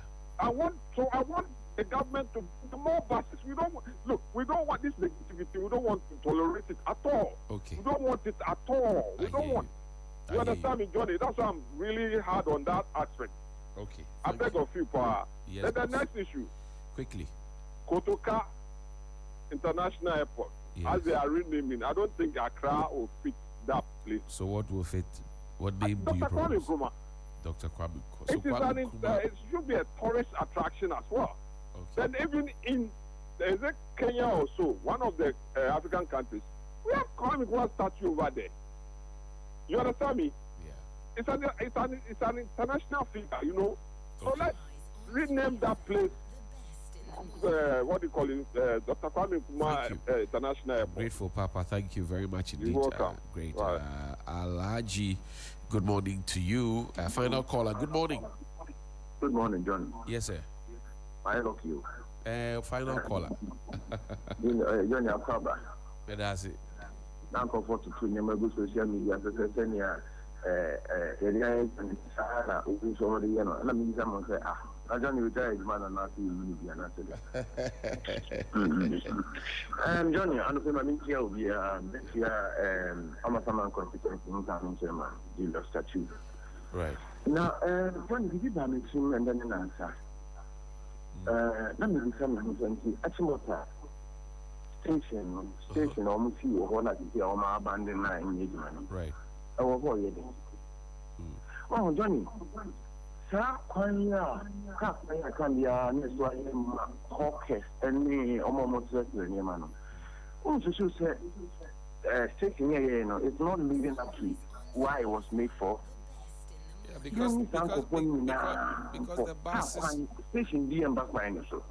buses the buses that were supposed to be used there have been grounded largely. Johnny, local station, Trotro station, local Madina, Trotro station. Station here, but it's not being patronized. Who's the first not maybe Juma or event company we were Domi Pillar 2. Tiname Befa, we can fuck how TV station the power. But when we say those drivers who also just stop by the roadside to start picking people, while the authorities look on, police will look on, assembly will look on, tax force will look on. That's what is causing the situation you are describing this morning. Right. Secretary. Yeah. See, I'm a customer. I'm a someone who I live here. St. John's, and I even can't try to trust a bit now, to see Atimota. Because of Atimota overhead, or how narrow, you see, I'm a summer, but I'm just a funnel. Right. It's a cost of traffic, a kind of traffic. Okay. Yeah, you know, you can own cost station go. We should get people, tax force, they should be in Moki to check the idea, okay, to be a kind of. All right. And I'm telling you, when we start using car areas on a very crazy job, and go for the proper. And go for the tax force, almost like the year, all right. Thank you very much. So that the car is spending the years and competition. Okay. Thank you. Thank you. And that's our final caller. We can't pick any more calls. We have to go into the sports stadium now because Murtala is here. Good morning to Alhaji Yao Kondo, Alhaji Rauf. Yeah, he's my uncle. And then you mentioned earlier yesterday, and Alhaji Peter T. Also to you, Abu. Oh, I've missed Abu. Somebody tell Abu to call me and find me. I've missed Abu and Alhaji. I actually wanted Abu's opinion on an issue, but I would have to ask you because whilst you were away, it was Crosby and Mawena who were feeding me with intellectual explanation as to some of these national issues. Yesterday, I chanced on a poll on social media about the name change, the proposed name for the airport. For the airport, and it looks like for the first time in a long while, both factions, both main factions, the NDC and the NPP guys, are in support. It seem to toe the same line when it comes to the name change. But I ask myself, I sit back as someone who is sports inclined, and I ask myself, what is the end goal of that change of name? So, as I explained earlier this morning, there have been three schools of thought. One that says that, look, you say you are a democracy, you believe in democracy, you should not have your entry point be named after a coup maker. Okay. That's one. Number two, if the person who built it, Dr. Kwame Nkrumah, still, his legacy means anything at all to you, then change it to the Kwame Nkrumah International Airport, or because the airport sits in Accra, change it to Accra International Airport, because everybody who's outside this jurisdiction knows that Accra is the capital of Ghana. Yeah. And then number three, there are those who also believe that it is time for us to insist on taking the emotions and the politics out of all these conversations and just having a nationalistic conversation. Okay. So those are the three strands. If you ask me, I support the name change, actually, because. But are you for the Accra International or the Kwame Nkrumah? I would have moved on from the name change. I would have to wished, which name is appropriate. That is the debate. I would have wished for something else. The airport land was given to the nation by the people of La. Yeah. There's a state. Why can't we have? If we can have Prempeh International Airport, why can't we have Kintakitaria Airport? Or why can't we have Kwakranya of La? That would be more symbolic because of where it finds itself. If I'm saying that the argument has been Prempeh International Airport. Why you're not far from. Why can't we have it? Okay, so now it's between. I'm not sure people are even thinking towards that line. It's between the Kwame Nkrumah and the Accra International. No, it's Airport. because people are now. Unless I think we have institutions like the KNUST named after him. So why would you want? He set it up. When did you set up? But if you come to the question of what did you set up, it will be difficult. Yeah, but what did you set up? Even those who did not set up certain things, they came to change the names of certain things. My engine. But you think it's in right order?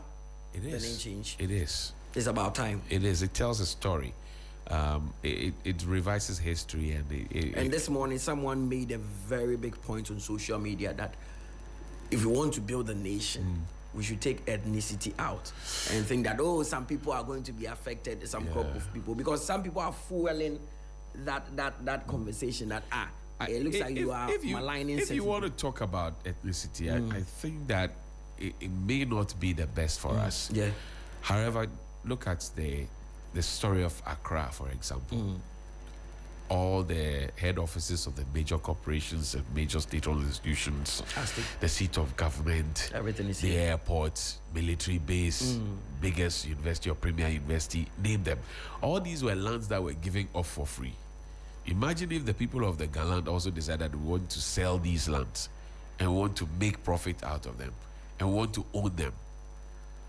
You get the point? Yeah, I get it. In the end, what would Gans get? You sold all your lands. You don't even have lands. So we shouldn't play this ethnicity drama. We don't have to play it, because who bought the lands at ministries? Who bought the University of Ghana land? Who bought Achimota land? It was given out by Achimota School. Who bought the land? They're indigents. What are you talking about? Well, don't worry. Enjoy. It's Reggae Month. It's the Love Month. And it's also Bob Marley's birthday on Friday. But now it's sports time.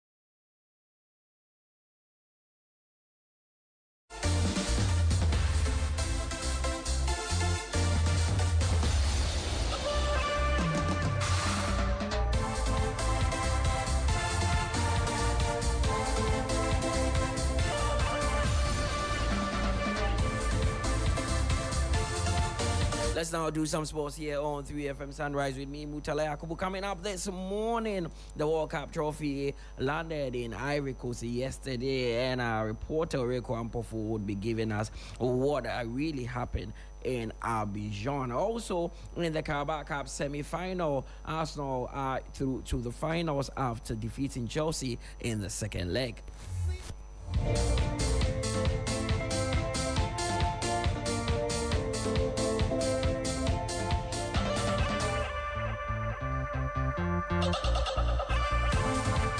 Let's now settle for the details of the 2026 World Cup trophy. Made a stop in Abidjan this afternoon as part of a tour to selected countries ahead of the summer showpiece. My colleague Rico Ampofu is stationed in Ivory Coast and has put together this report. Tens of thousands of fans have gathered here at the Sofitel Hotel in Abidjan to just get a glimpse of the FIFA World Cup trophy.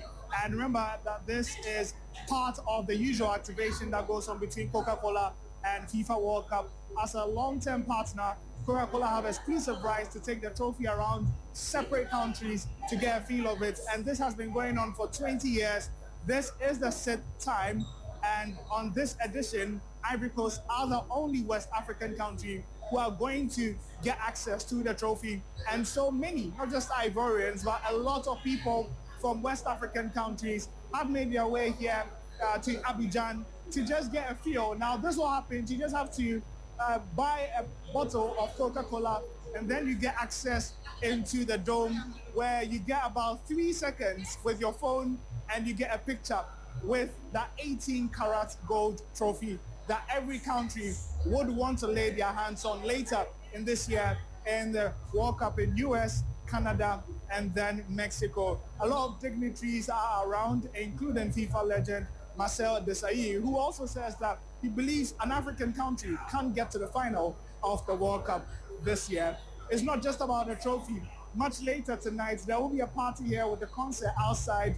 There are many people still trooping in to get a picture. Once you're done with the picture, you can go out there and have a good concert and enjoy yourself. And so I'm sure we'll probably be here till midnight just to make sure that everyone gets a taste of history. Rico Ampofu from Sofitel, Abidjan for 3 Sports.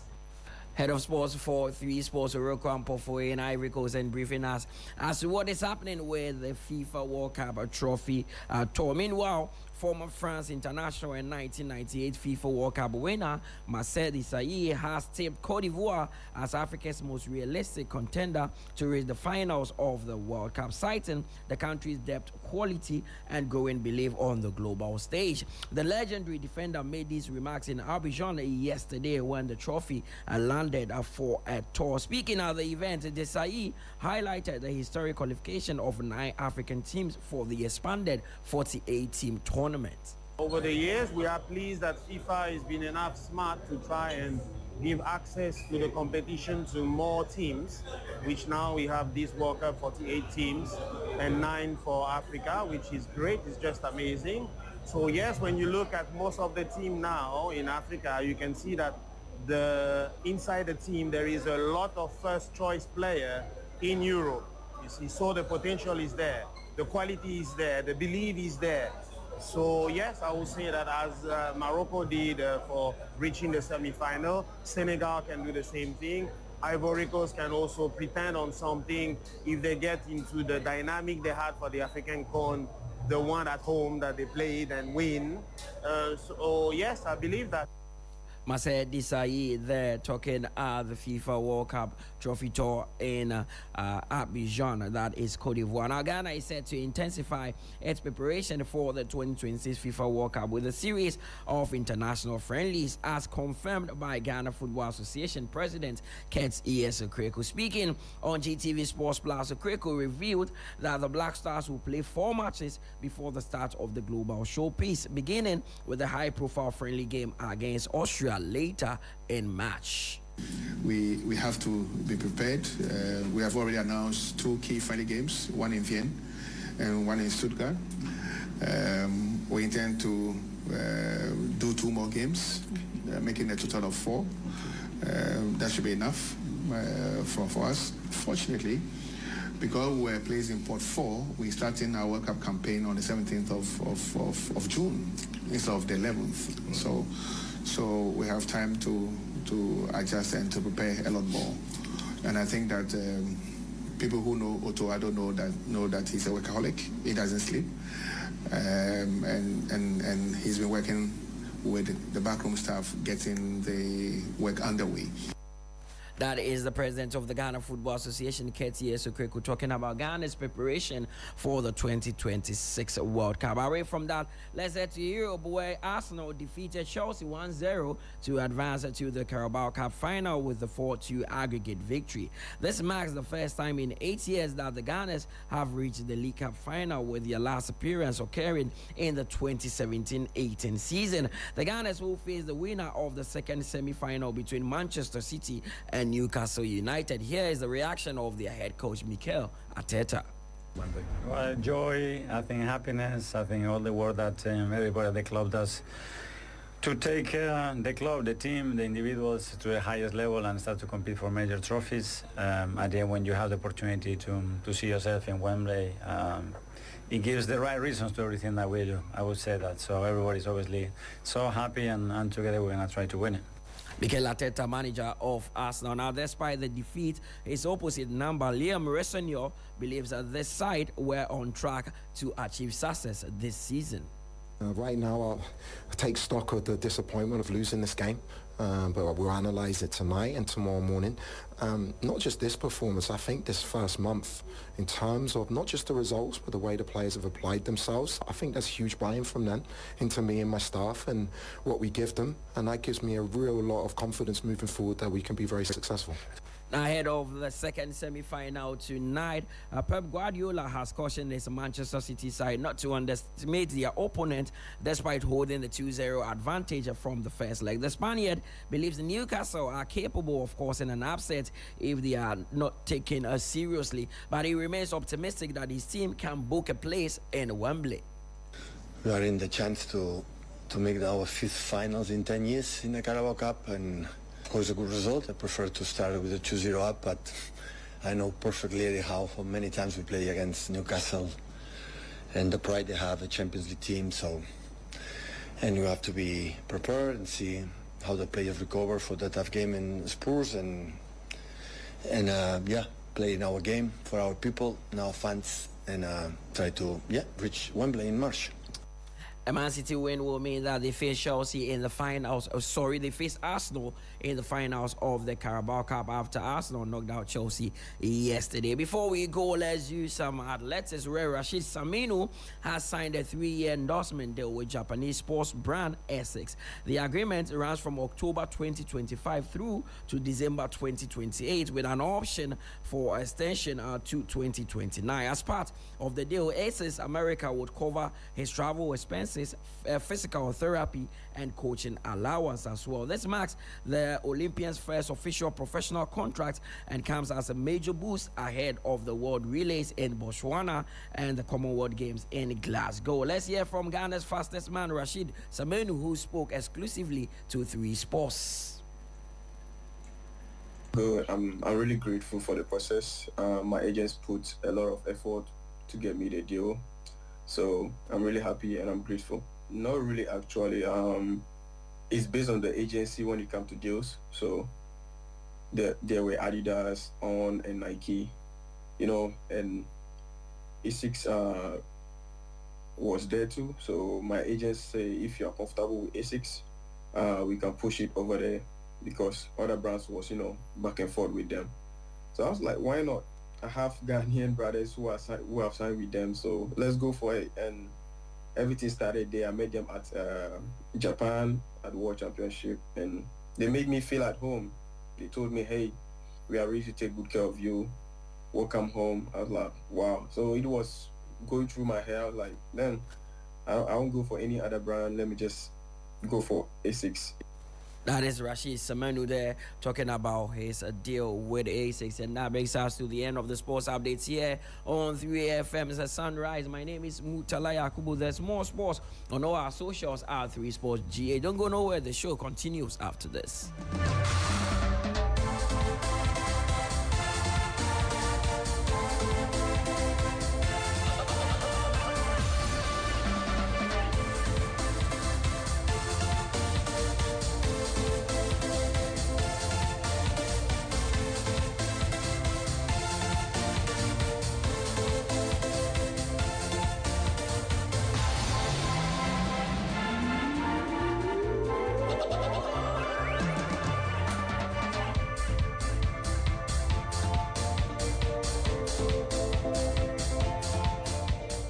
Sunrise on 3FM. The best in the morning.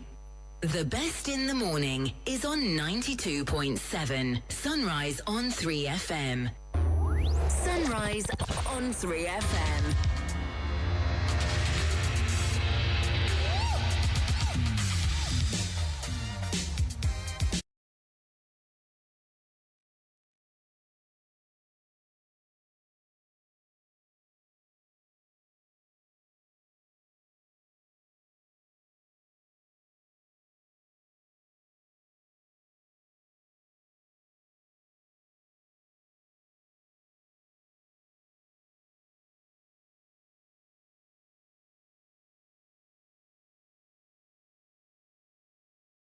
The Electoral Commission has reiterated its commitment to organizing free and fair elections this December.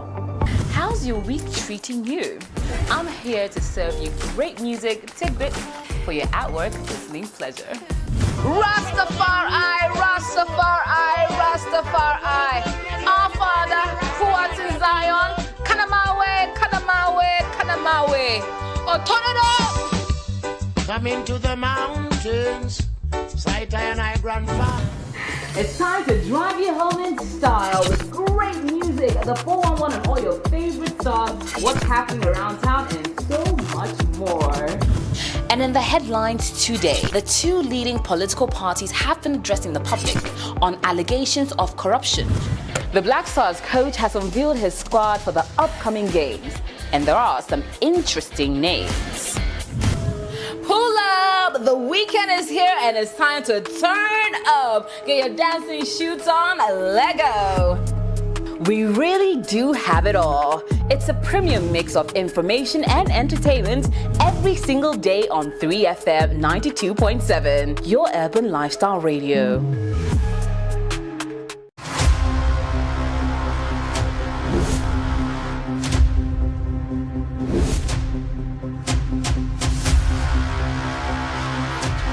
In the silence, something was growing. The journey continues. They calm before the storm.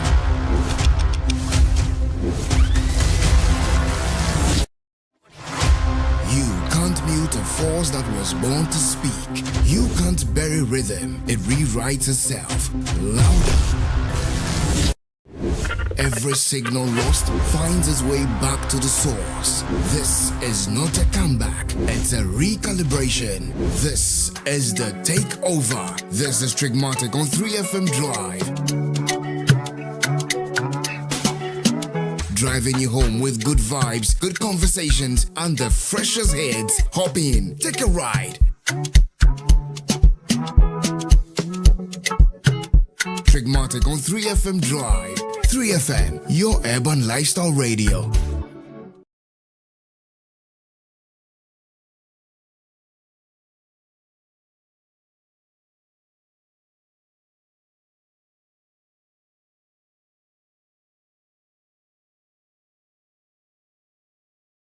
The Electoral Commission has reiterated its commitment to organizing free and fair elections this December. How's your week treating you? I'm here to serve you great music tidbits for your at-work listening pleasure. Rastafari, Rastafari, Rastafari. Our Father, who art in Zion, Kanamawe, Kanamawe, Kanamawe. Oh, turn it up! Come into the mountains. And I grandpa. It's time to drive you home in style with great music, the 411 and all your favorite songs, what's happening around town, and so much more. And in the headlines today, the two leading political parties have been addressing the public on allegations of corruption. The Black Stars coach has unveiled his squad for the upcoming games, and there are some interesting names. Pull up! The weekend is here and it's time to turn up. Get your dancing shoes on, Lego. We really do have it all. It's a premium mix of information and entertainment every single day on 3FM 92.7, your urban lifestyle radio.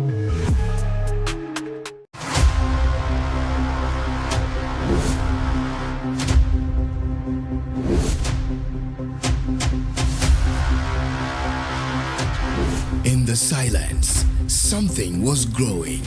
The journey continues. The calm before the storm.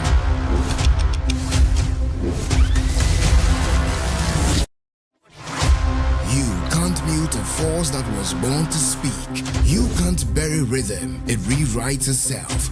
Louder. Every signal lost finds its way back to the source.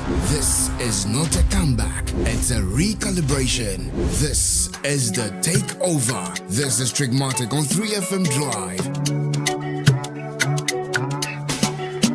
Driving you home with good vibes, good conversations, and the freshest heads. Hop in, take a ride. Trigmatic on 3FM Drive.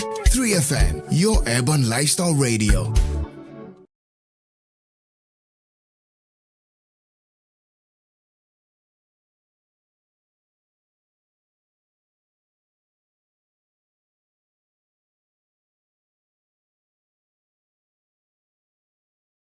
The Electoral Commission has reiterated its commitment to organizing free and fair elections this December. How's your week treating you? I'm here to serve you great music tidbits for your at-work listening pleasure. Rastafari, Rastafari, Rastafari. Our Father, who art in Zion, Kanamawe, Kanamawe, Kanamawe. Oh, turn it up! Come into the mountains, sight and I grandpa. It's time to drive you home in style with great music, the 411 and all your favorite songs, what's happening around town, and so much more. And in the headlines today, the two leading political parties have been addressing the public on allegations of corruption.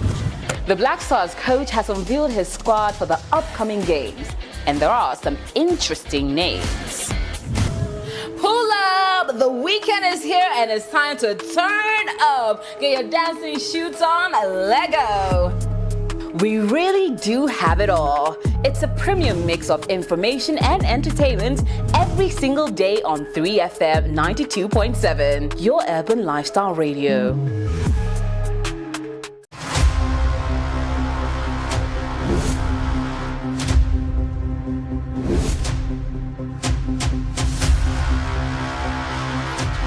In the silence, something was growing.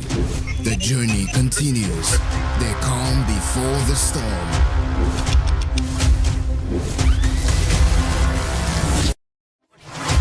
You can't mute a force that was born to speak. You can't bury rhythm. It rewrites itself. Louder. Every signal lost finds its way back to the source. This is not a comeback, it's a recalibration. This is the takeover. This is Trigmatic on 3FM Drive. Driving you home with good vibes, good conversations, and the freshest heads. Hop in, take a ride. Trigmatic on 3FM Drive. 3FM, your urban lifestyle radio.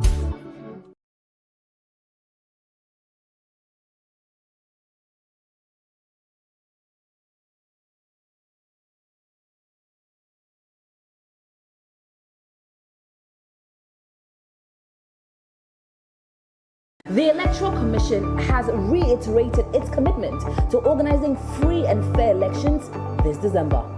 How's your week treating you?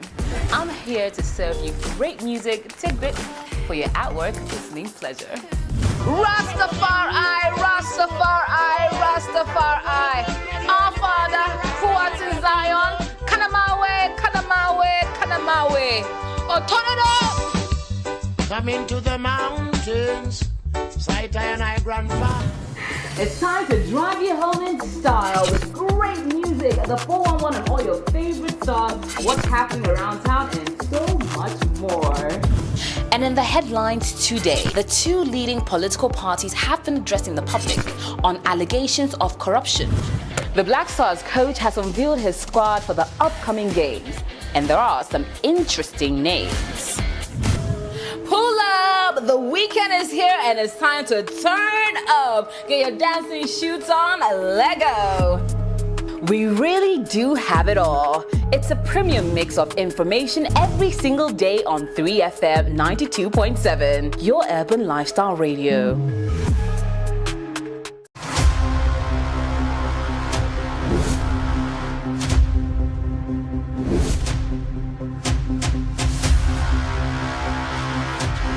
In the silence, something was growing. The journey continues. The calm before the storm.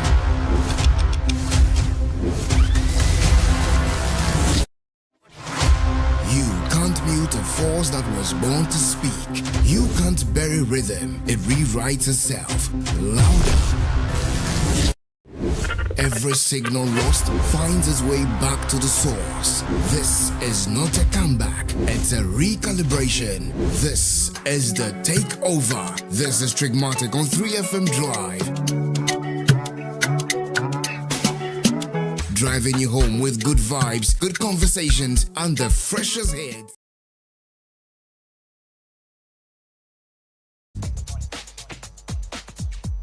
And for some of the issues we'll be talking about, we've been touching on it during the news review segment. Parliament has reconvened, quite a lot of business tabled before it. Closely tied to the resumption of Parliament is the renaming of the Kotoka International Airport as well. Did the name have to change? Where do you stand in all of that argument? Share your thoughts with us as well this morning. Glad to be joined in the studio by Ebo Bachman, who is the Deputy Director of Communications of the United Party. Prince Derek J has been campaigning for that name change for quite a while.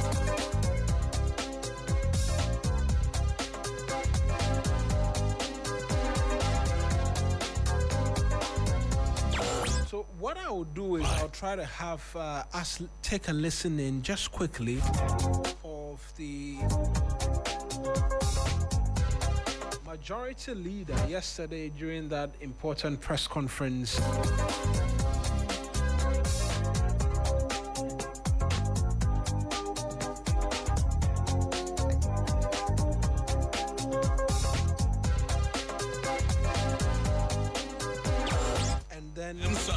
We'll get as well brief remarks from the leaders of the House when the House reconvened yesterday. But first, here is Mahama Ayariga at that news conference speaking to the name change and what the new name is expected to be. The Minister for Transport will bring maritime and related offences bill, road traffic regulations to deal with the Okada legalization and the discipline that is needed on the road by Okada riders and tricycle riders, and then the Ghana Shippers Council regulations. And we are changing the name of our airport from Kotoka International Airport to Accra International Airport. So a bill will be brought by the Minister for Transport for the name of the airport to be changed from Kotoka International Airport to Accra International Airport. So the Accra International Airport bill will also come, and then they will ask us to approve some international bylaws. So that's the majority leader, Mahama Ayariga. Because this is closely tied to Parliament as well, the leaders yesterday made opening remarks. The minority leader, who, by the way, there's a lot of talk surrounding his position, and people are making all sorts of allegations that his position is he's a man in trouble. I don't know where you stand, but good morning to you, gentlemen, Bo and Prince. Glad to have you join us. Yeah, good morning. So it's a pleasure to be here. Yeah. You say he's in trouble. Oh, he's in trouble. Even before the election, he was in his trouble started prior to the elections, and the election result has even worsened the case for him. But he's the best man for the job at this point. Well, maybe that is what you think, but to them, it's not about being the best. They've had troubles with him that you know. Oh yeah, of course. At a point in time, even Kennedy Japan said he didn't know why he was still there. He should just resign from that position and move on. So, because of their own internal elections, except that the result has worsened his case. Now they smile with him, but in those smiles, you find daggers. So it's not going to be easy for him from today onwards. Prince, good to have you. I'm not sure since I joined the Sunrise team, I've had the pleasure of you being around for us to have a conversation. This is my first time, Prince. He's always been with my brother Solo, but this is my first time meeting him. Yeah. So Prince, nice meeting you. Joining the family here on the 3FM Sunrise. It's good to have you. Well, thank you. The three of us in the 3FM studio today, and I'm sure we're gonna have a wonderful time.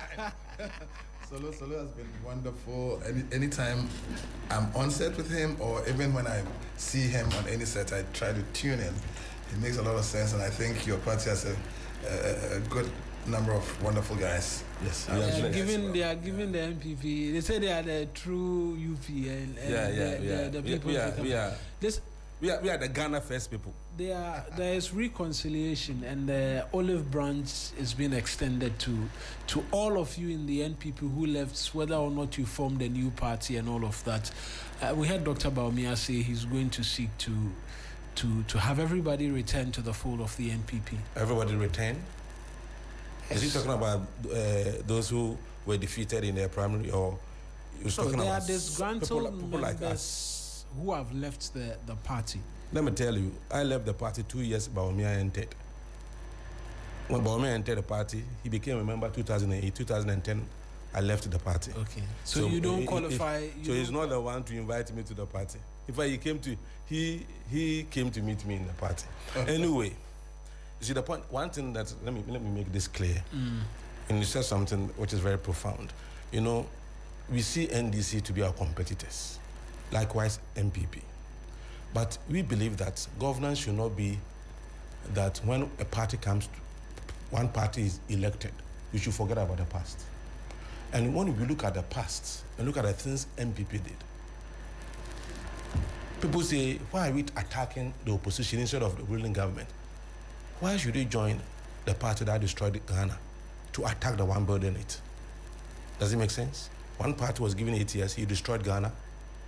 Corruption, unprecedented levels of corruption. Mismanagement, unprecedented. Galamsey, unprecedented.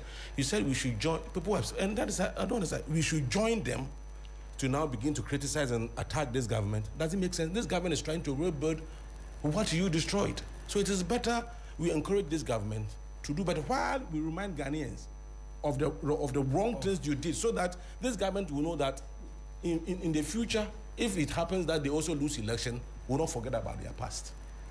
That's what we've been doing in this country. That's why politicians always do whatever they like and they go scot-free. Because short memory. Fix it.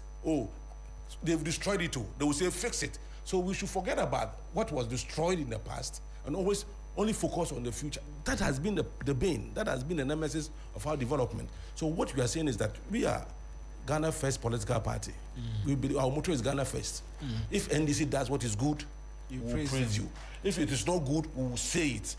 But we will never forget what MPP did in respect of mismanagement of the economy, in respect of corruption, in respect of Galamsey issue, arrogance of power, and all the things they did.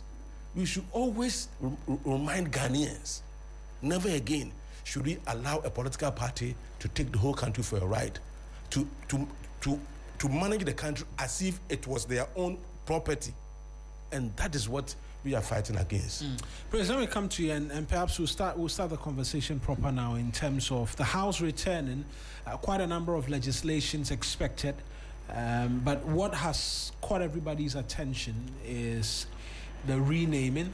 I'll come to the other aspect of the opening remarks of both the majority and then the minority as well. I know you've been advocating for this for a very long time. I think in the last month or so, when the news emerged again as to pressure being brought to bear on the government for the name to be changed again, you were in the corners somewhere. Why the insistence for the name to change? Yes, we understand, Kotoka, first, ever military coup, and all of that, but it's been there for 59 years.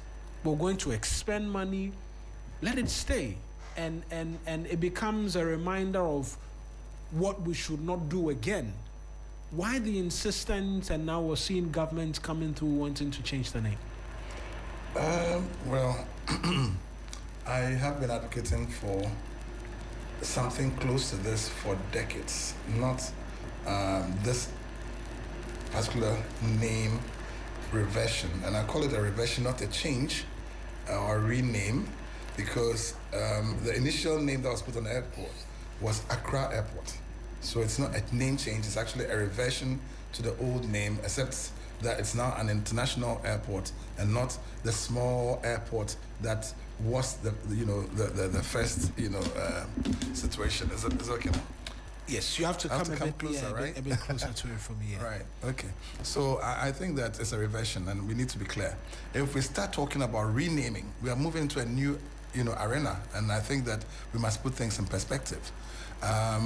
Those of us who are advocating prior to this current proposal before Parliament, were calling for the airport or the University of Ghana to be named after the one who gave the land for its, inception. That's Ni Aje Onano, the fifth, that is the Lamanche at the time. He gave the land for the University of Ghana, the civil aviation, like most of the lands that you know of. I mean, he was Nkrumah's very good friend and a friend of Ghana, one who believed in the nation Ghana and therefore gave lands for development of various facilities for the new nation that was, born. That had been birthed at the time. Exactly. So that's how come most infrastructure, and in fact, almost every single embassy in Ghana is on La land. Every single one, almost every single one. So that's the antecedents of the discussion. You recall at some point there was an effort to change the university's name to JB Danquah and all that. That again, triggered another response. This time around, I don't know about the levels of consultation. I'd want to defer. I'm not the most important person in Ghana. I'm not the most important person in Accra, nor the most important La person. So, assuming I wasn't consulted, and I'm not saying I was, that wouldn't be the end of it. But I think that listening to many other voices, I can hear that perhaps the consultation should have been a little bit deeper. Accra is fine by me because, it was the old name, and so a reversion to that has no difficulties, provided that it will not take away from the original concept of having Ni Aje Onano the fifth honored for the great service he's done for the nation Ghana and making available the land, which is critical for most of these developments. And so I think that as a caveat to that, perhaps the University of Ghana renaming should focus on Ni Aje Onano being given that opportunity. I say that also because when you talk about the renaming of airports, and some airports have been renamed in the recent past, and not reversion, but renaming. In the case of Ho, we still have the Ho Airport. We have the Sunyani Airport. Tamale Airport has been changed to, I think, Tali. Is that correct? Yes. Yeah. It was reversed because there was a concern as to why it was named after a specific individual, and so it was returned to the Tamale Airport. I think so. Nice. It was Tamale again. Yes, it was Tamale. It was in line with the Kumasi. Now is Prempeh Agyeman the first. Yes. So there wasn't good consultation in the case of the Tamale Airport, and so the chiefs and people, rose against. Yeah. And it's been reversed too. So it means that naming institutions without proper consultation can result in reversals. Correct. Okay. Means that consultation is very essential. In the case of this in Kumasi, the people have accepted it. Yeah. And it was the name of a chief of Ashantis. And in the case of the Accra one, a chief has been proposed, and a chief whose land the airport sits on has been proposed. So if it was that, I would say hooray, because then that would have been consistent with policy. Right. I like consistency in policy. Right or wrong, government must be consistent, especially if we have a unitary state, and that's what we have. So the government of Ghana must always stay true north.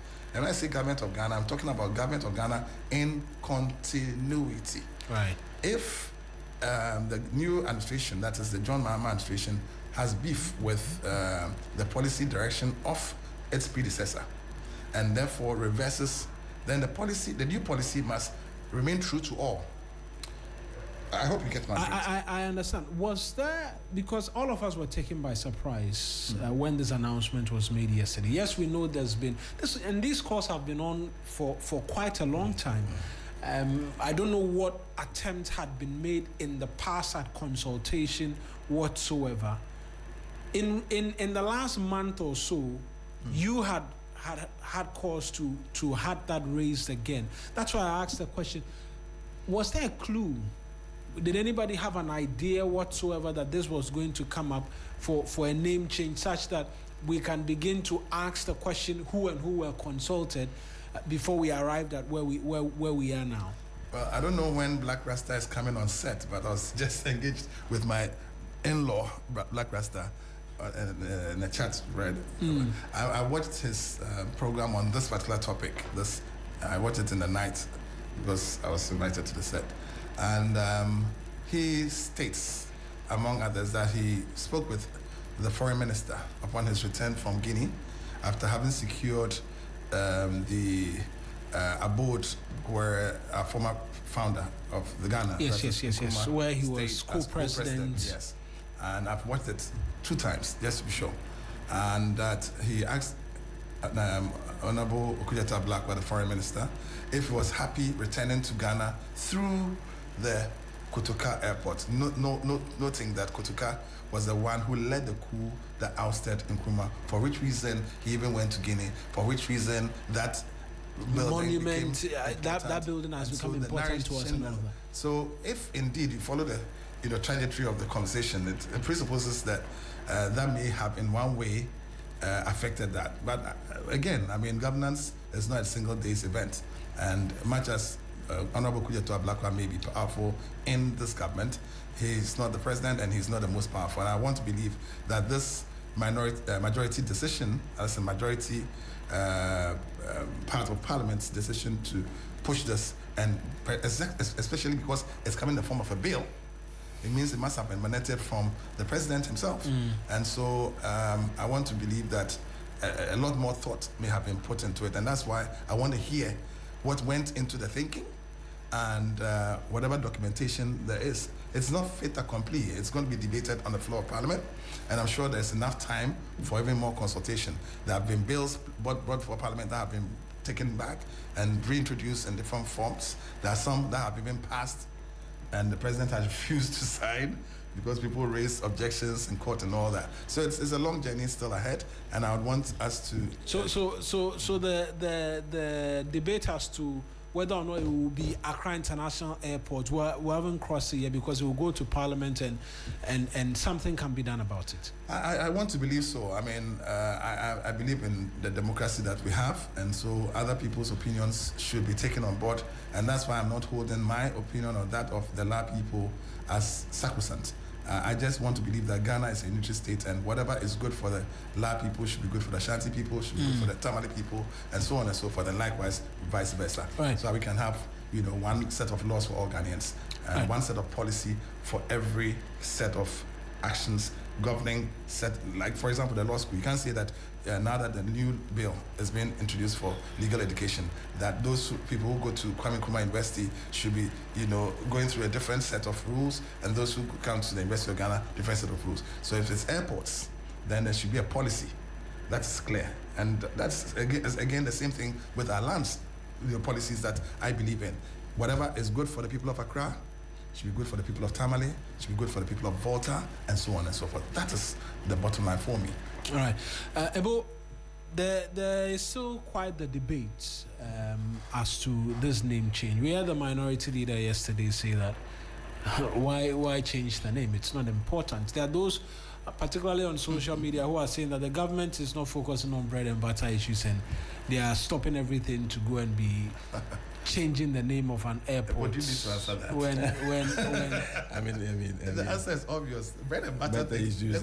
No, I can show you. I can show you some of the comments. I actually do not. Let me help you. You know that there's been this banter about the Jubilee House, Flagstaff House. Yeah. And every time NDC is in power, straight away the name is changed. Flagstaff. It's Flagstaff House. Yes. Have you seen a name change? No. There's not been a reversion, no name change. The president, first day, focused on the economy, arrested the city, made the dollar salute the city. No, arrested the dollar. Arrested the dollar. Thank you. Yeah. And caused inflation to go not just single digit, low single digits. And I mean, like everything is gone in the right direction. Fuel price. So he's done all the things Akufo-Addo and Bawumia couldn't do in 8 years before coming to name change. In any case, for the minority leader, has he forgotten that his government just recently was involved in these name changes in Tamale and Kumasi and so on? So what is he really saying? Yeah. I mean, sorry, but I fed you. No. In fact, he even makes the argument that for the persons within the Efe line, along the Efe lines, Kotoka is a great person whose name the NDC, the NDC government is seeking to remove off the airport and what have you, and believes that it's not something that we should be focused on or should be bothered about at this time. Yes. In fact, I'm going to just have us listen. Whilst I'll pause on you and then I'll have probably he says so to appease his people. You know, he's a man in trouble. Yes.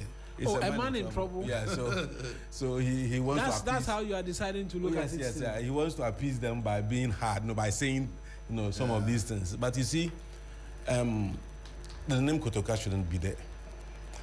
You see, if you are teaching our kids and they get to know that the man whose name is being used for our major international airport or foremost international airport or the only international airport we have is Kotoka, they would want to know who Kotoka is. I will not pause you, but I want us to listen to him in his own words so that we are all sure as to what he said. This Kotoka, General Kotoka's name on the airport, and suddenly it is being changed. What is it? After the name is Kotoka International Airport, Accra. So Accra is still there. I'm not suggesting any other name. I'm saying that the name Kotoka International Airport, Accra is already there. Accra is already there. So you don't need to remove Kotoka's name from there. So if you come to Accra or even in the country, how many prominent Voltarians have their names on national assets or national monuments? This is the only thing the people of Volta region can also at least see as something that recognizes heroism from the Volta region. And that one too, they are being denied. Well, Honorable Kwame Agbodza is from Volta. Honorable Okujeto Ablakwa, he's from Volta and he's sitting in cabinet. Honorable Fifi Kwete is the General Secretary of NDC from Volta region. Honorable Ahiafo, he is the first Deputy Speaker in this government from Volta region. Honorable Kwame Eche, the Fiamepo, Majority Chief from Volta region. And they are all sitting down, watching the government to take away a Voltarian's name, which has been given to our airport, and successive governments never made any attempt to change it. And in this time and age, they are from Volta, and they are in the government, and they are watching Volta to lose its pride. It's up to them. So that's Alexander Fenyo-Markin. He had his other colleague a colleague on the minority side, right, in the person of Kojo Nkrumah, who disagreed on the name change with him, and I just want to have us listen to him as well. Disagree on that score. About to be changed. Yeah. Yes. He's what our views on that. I think it's a good idea. I'll support it. You support the name change? Again? You support the name change? I do. I support it. I think that it should be known as the Accra International Airport. Okay. So you think it's a step in the right direction? I think so. I'll support it. So how is the reconciliation in your party? So that's Kojo Nkrumah as well, but the argument of Afenyo is what I laid bare. Like I said, he had said, and the comments he had made about Volta losing its pride, and I stated that I didn't think it was something that Afenyo is indeed a man in trouble. Outgoing minority leader. Do you know that the incoming minority leader? I'm not sure Afenyo is gone yet. The incoming minority leader had to, oppose what he said. Or stand against what he said. These insinuations. Where are they picking these things from? Yeah, so the point is that you see, it's quite. I'll create a special. Afenyo's statement was quite unfortunate. Yeah. Too tribalistic. You see, the same people, when people begin to speak against their candidates in respect of tribal issues, religious issues, they complain. But look at what he just did. Inciting the Votarians against the government. You see, I started off by saying that when our kids are growing and in their history books or through their own, eagerness to know our history, they ask, who is Kotoka? So, Kotoka is the coup maker, the man who ousted the Ghana's first president, the man who fought for our independence, the man who stood against colonialism for us to have our freedom. So if you can even overthrow someone like Nkrumah, you can be honored this way, then I will go to become a coup maker. Oh yes, if coup makers can be honored in this way, then our kids will be interested in becoming coup makers. We don't need any coup maker to occupy any important position in our history in terms of naming institutions after. The only reason why Jeronis remains important is the fact that he did the coup, he started with the coup and he ended it as a Democrat. He gave us this fourth Republican Constitution. That is why his name remains very important. But you see, my brother spoke as a Ghanaian and a Ga person, and I like his position. I have a different proposition, except that I can only say it. Like the decision has been taken already, and I can't fault the government. Is it a finality though? Because I would have wanted Nkrumah's name. The man who overthrew Nkrumah had occupied that position for a long time. To honor Nkrumah, to reverse it, the man who was overthrown, his name should have been. I would have preferred Nkrumah International Airport, Accra, so that you have both Nkrumah's name and Accra. I don't object to that. I don't object. Yeah, that would have been nice because the biggest brand we have as a nation is Nkrumah. In terms of tourism, in terms of marketability of our country, our biggest brand is Nkrumah. But wasn't there a tendency for an argument to erupt again? Because we've been here, and there's been the claim that we are doing it too much. Yes. Everything in Nkrumah, everything in Nkrumah. That was going to be that debate. No, you can even give that one to Nkrumah and remove his name somewhere. I mean, this is, you see, even those who believe in spirituality, that two things are important: who occupies the gate and who occupies the height. Those who believe in spirituality, our gate is our airport. If you're entering Ghana, that is the point of. So, Nkrumah, who occupies the gate? Should it be Kotoka or Nkrumah? It should be someone who can easily sell the country. Nkrumah never dies, you know that. So why don't we consider Nkrumah's name together with Accra, Nkrumah International Airport, Accra? And I'm saying that the reason why some countries will never vote for certain people to be president is they believe in who occupies the height. At any point in time, height and gates protection is important for every nation. if you believe in spirituality, if you're a Christian, or me, I'm a Christian, I believe in those things. So I'm saying... And prophecies too. Prophecies. Prophecies, I'm just asking. Oh, you just asking, Jolly is being jolly, Charlie. So the point is that, yes, I would have preferred renaming instead of revision, or reversing. And so if they can reconsider their decision and say, oh, maybe what is being proposed by these people are also important to consider, or something we can consider, I think it will be good for the country. Because whether you like it or not, go to everywhere in the world. The moment you mention you are Ghanaian, the first in Nkrumah. Go to Ethiopia. It's not for nothing that they have a statue. If you go to Ethiopia, headquarters, it's not for nothing. Is it from Ethiopia? It's not from there. How do they have it there? Because they know the importance of it. And so I think we should consider Nkrumah International Airport, Ghana. And that would be good for everyone. You see, the only reason why MPP, you see, and Accra is a subset of Ghana. Once we're able to sell Ghana, we automatically sell Accra. But you see, the reason why Afenyo and Co are saying all the things they are saying is that, you know, Nkrumah, you know, they are MPP and what they have against Nkrumah. You know that. Mukwam Nkrumah. So they will certainly be happy that the one who overthrew Nkrumah's name is still there. I mean, because they instigated the coup anyway.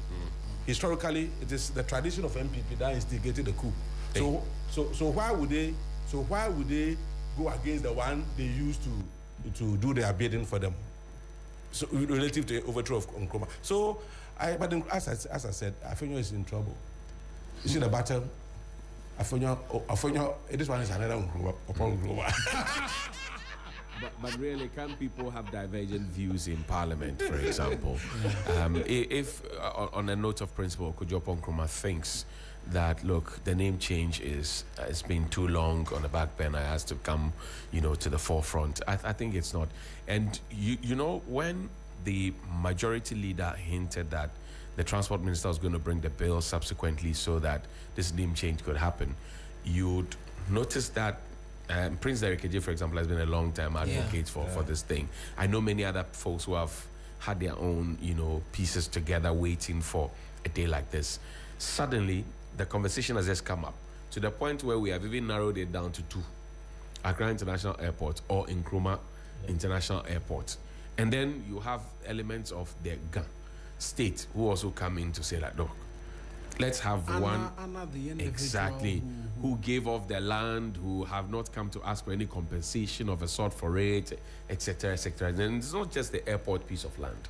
The Civil Aviation Authority has lands that were also giving out, to them.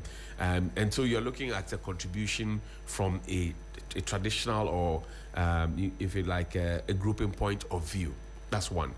But there's a critical question that we haven't asked, and that I think Ebo asked that on the national score. General Ike Kotoka was a major general, a two-star general with the Ghana Armed Forces.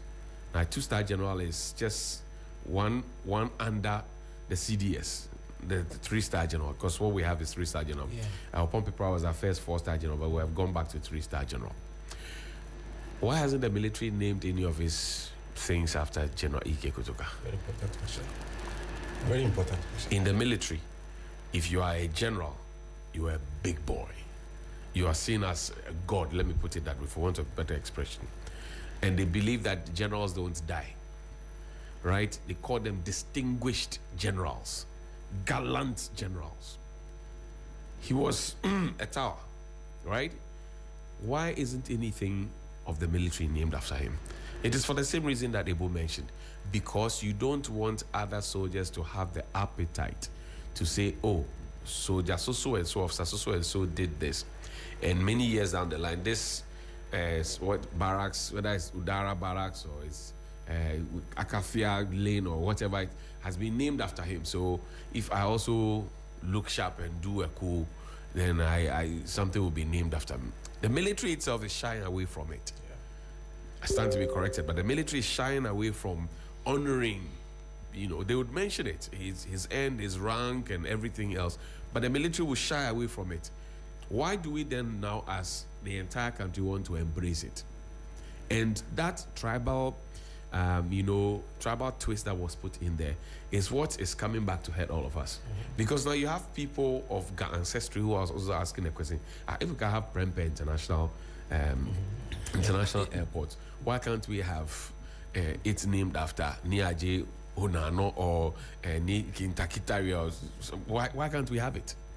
People are beginning to ask those questions. And once we begin to ask those questions, then we get to a point where we are divided sharply. But then we need to then make up our minds. What do we want to sell? How do we want to sell it? How do we want the world to perceive us?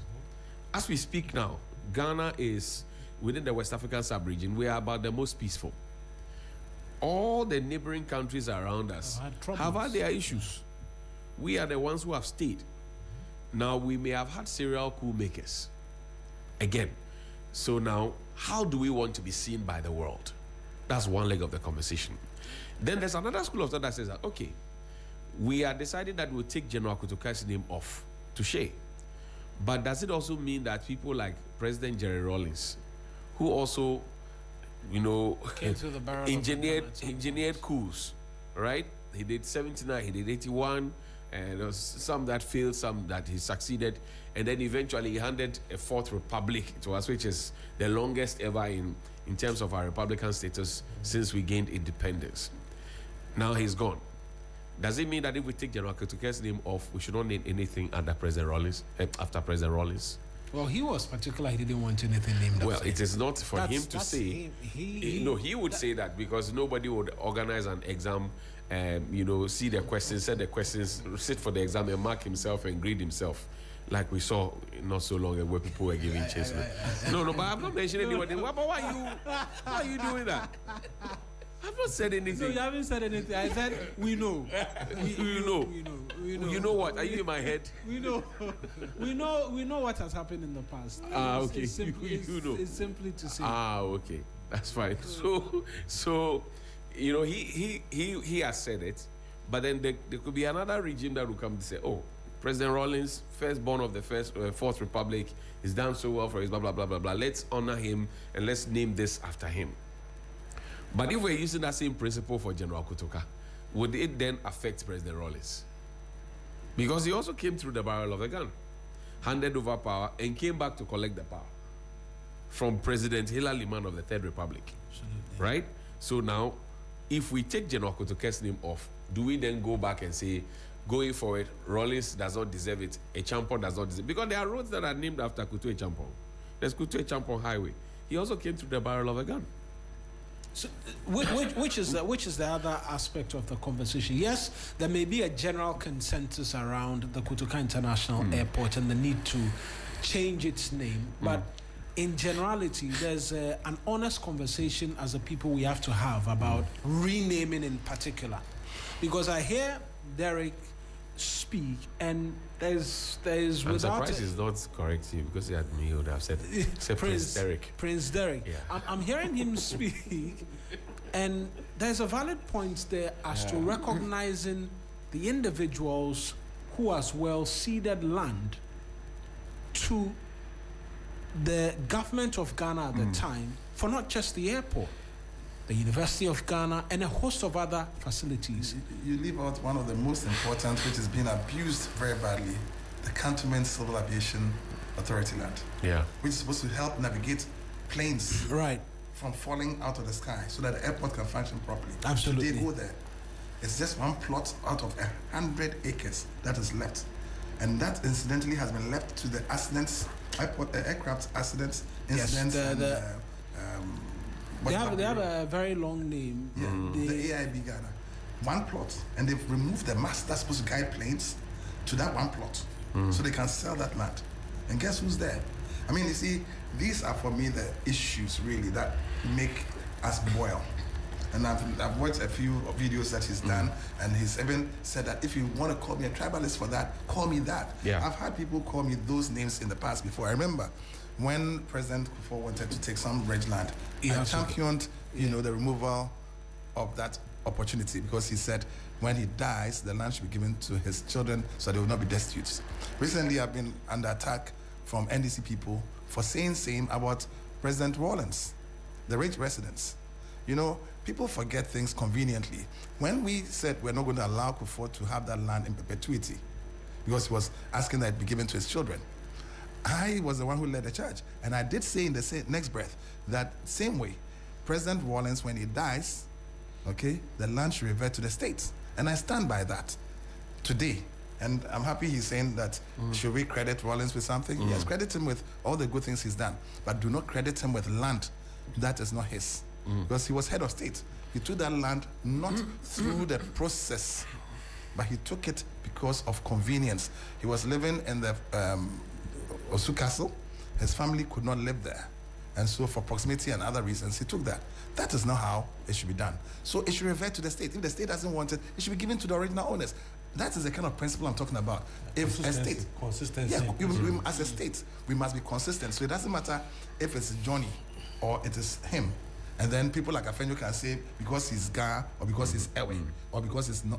The state must be seen to be consistent. I get my point. So what we said was not good in the case of Kufuor should not be good in the case of Rawlings. Yeah. And what is good in the case of Ashanti in terms of an airport should be good for the La people in the case of the Kotoka airport. That is my argument. And I'm saying that even with that, I would defer to, other opinions, like he's shared one, Nkrumah, which is actually nationalistic, because Nkrumah is the symbol beyond just Ghana. Africa, the black race, he was virtually unanimously, he's the greatest African of the century. Yeah. You understand? Yeah. And it's no millennium. And it's millennium, not century. And it's no mean feat. So if we should defer that role that we want to accord our chief, who gave the lands, by the way, to Nkrumah and the national interest, why not? But I'm saying that then we should not lose out, because then there's still the issue of the University of Ghana. And so I would want it to go added them with that. As in, okay, University of Ghana becomes near Ajeona, the 5th University of Ghana. No, the proposal at the time was Danquah University. No, JB, you want to start another fight? No, I'm not starting another fight. I'm just telling you at the time. What they did. We proposed that, and Akufo-Addo, in consonance with the family, wanted to put JB Danquah's name on it. We said, no way.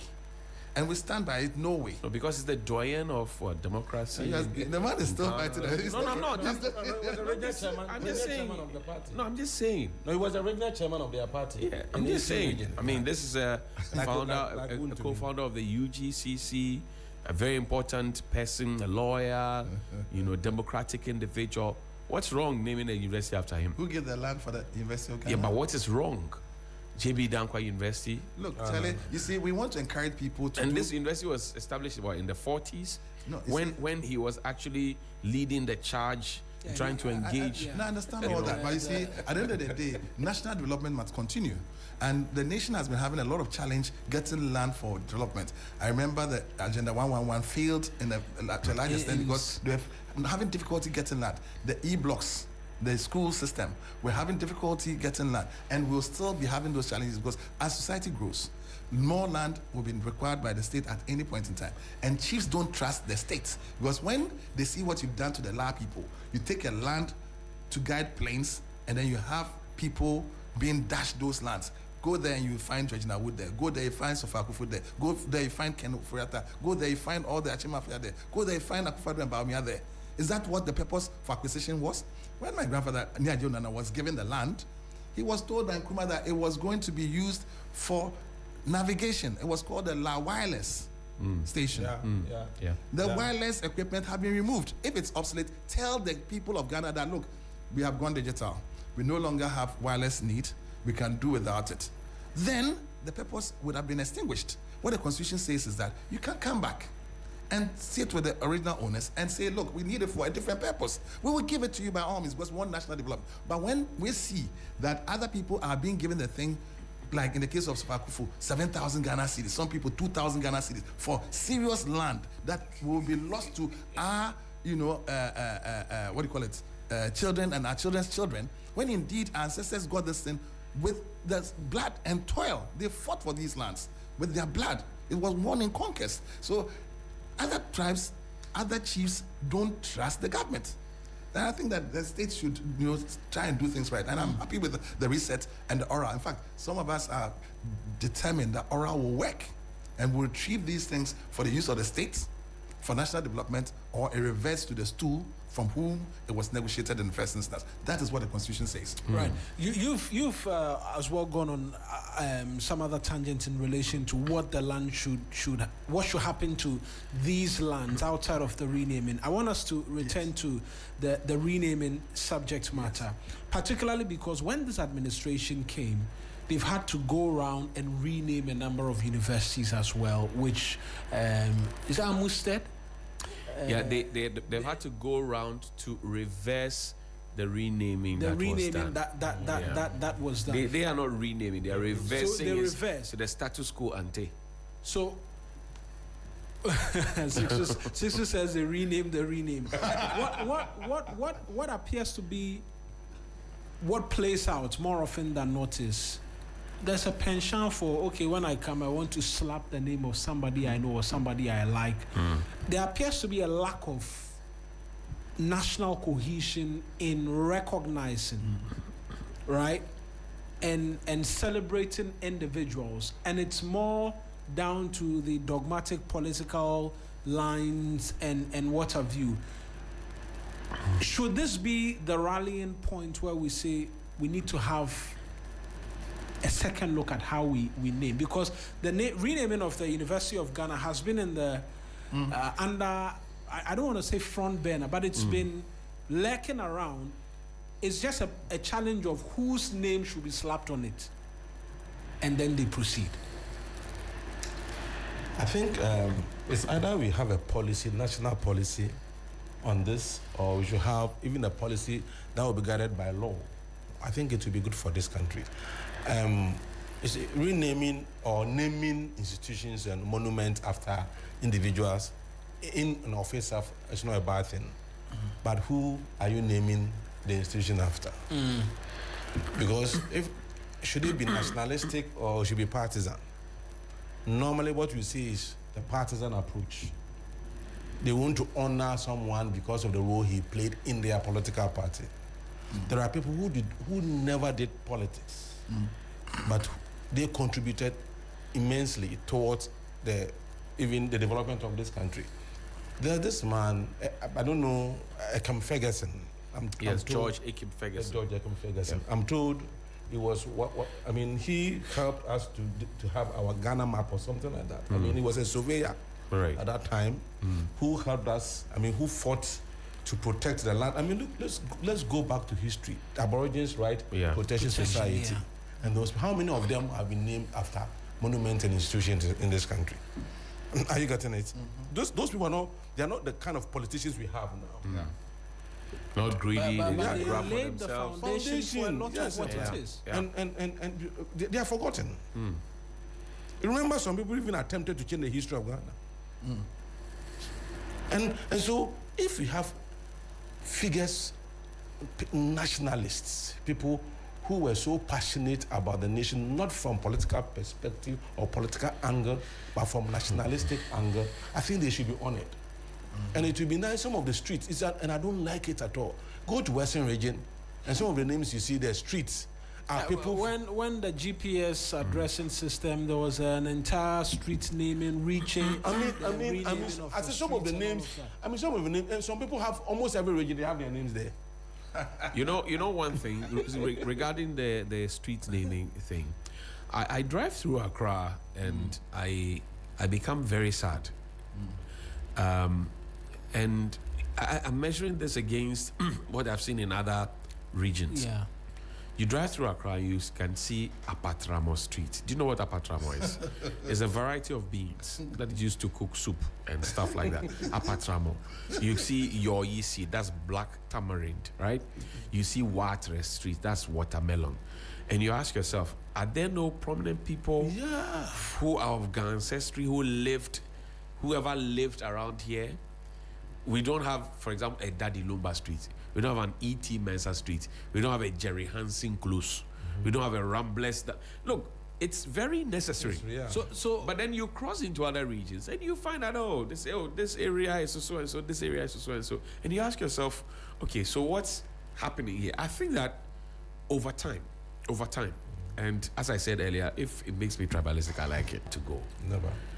But that is wrong. Yeah, it should never be allowed. When there are visitors, whenever the visitors who come into Ghana, the first port of call is the Greater Accra region. The first port of call is the Greater Accra region. What do they feel as part of, because if you go to South Africa and you get to Oliver Tambo, you will feel South Africa right there. The Zulus, South Africa, right there. The Zulus have taken over, is their corner. The other tribes can't, but the Zulus, you feel their presence right there and then. You get the point. You go anywhere in the world, you get to their major airport, you feel the indigenous vibe there. Our case is totally different. Totally, and we need to start looking at it again. Yeah. We need to start looking at it. Sometimes you go into a big hospital and you find some small room somewhere, some small corner ward, and that's supposed to be the name of a big professor who actually started the whole department, engineered it. And you're wondering, but why is this politician's name so loud out there? And the man who actually brought the facility, his name is just in some corner, even faded. Actually faded. You ask yourself those questions. It hits me differently. Honestly, when I'm driving through, it hits me differently. Honestly, when I'm driving through, I drove through a street around East Legon, and the street is named Suya Street. We know Suya is not even Ghanaian. It's Nigerian, it's kebab. So I said, Domi. Yes. No, there's another one at Nokanishi. There's watermelon. There's plenty. There's low wulu. Low wulu, like big fish or big meat. And you ask yourself, but I know people who live here. Like you know, you have the Ogle Road, for example. That's the Great Vanderpoel Ogle. You have a road like that named beautiful, and there's no contention about it.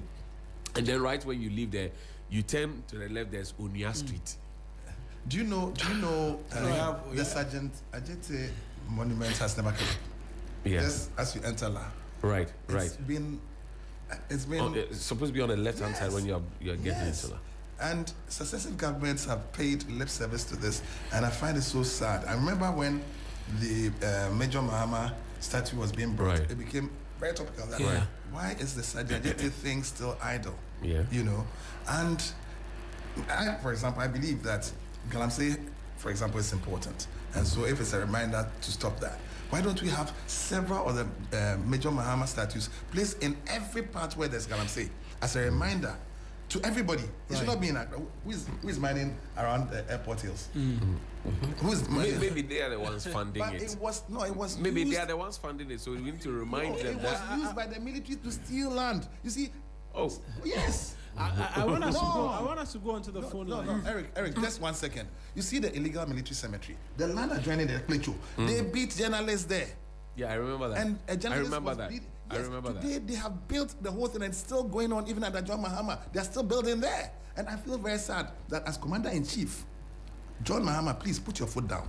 Let the thing that was wrong in the previous Commander-in-Chief's era, that's Akufo-Addo, not happen under your watch.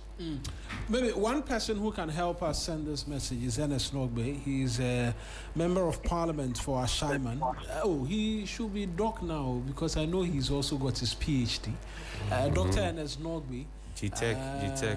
It's okay with it. He's just asking. He's on the phone. He's my friend. He's my friend. And a lawyer in the making as well. He respond. I wish him well, but I'm just saying the way GTech has been behaving this way these days. Mr. Nogbe, I think the first thing you have to do is to respond to Johnny right now when he. I don't doubt his capability. I'm just saying GTech.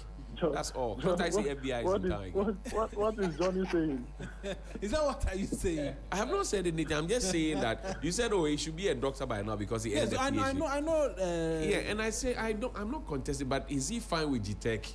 He That's is. all. I want to speak on this. I have gone through my 4 years, PhD 4 years. I graduated since last year. GTech is there at KNUST, so this is not a it is not in contention, actually. No, not in contention. That's just by the way. I don't think we've spoken since the year started. And so a happy new year to you as well. You're with the Defense and Interior Committee as well as the Intelligence Committee. Do we have an understanding as to what went into the renaming, and then we'll get into other legs of what it is that we have lined up for discussion today? Well, thank you very much, and good morning to your listeners as well, and good morning to Johnny and Co at the studio. Actually, this particular discussion did not come to the committee. We have no discussion on it as a committee, and I believe it's a government decision to rename the Kotoka International Airport. And actually, my personal view is that it's long overdue. It's long overdue that that facility be renamed. If not in the name of Kwame Nkrumah, then it should revert back to the Accra International Airport as being suggested by the government. I personally don't have anything about it, but the fact still remains that hearing the name Kotoka always brings back some kind of memories, because what we have read and what we have heard about the man Kotoka was about a betrayal.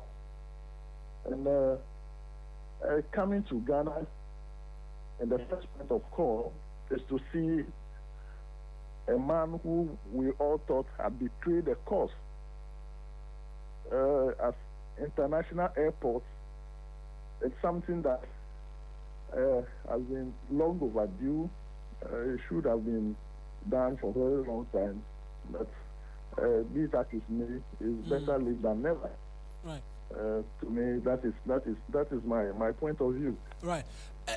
It's quite interesting. You mentioned that this did not come before the committee. Was there a committee which should have perhaps this should have come to before the majority leader yesterday? And should it have come at least a conversation somewhere as to a settling on the name? Because there could be a lot of names. Some even make the argument that, look, Nkrumah's name should have been put on it and not necessarily Accra, because no matter what name you give it, there's Koma Accra anyways.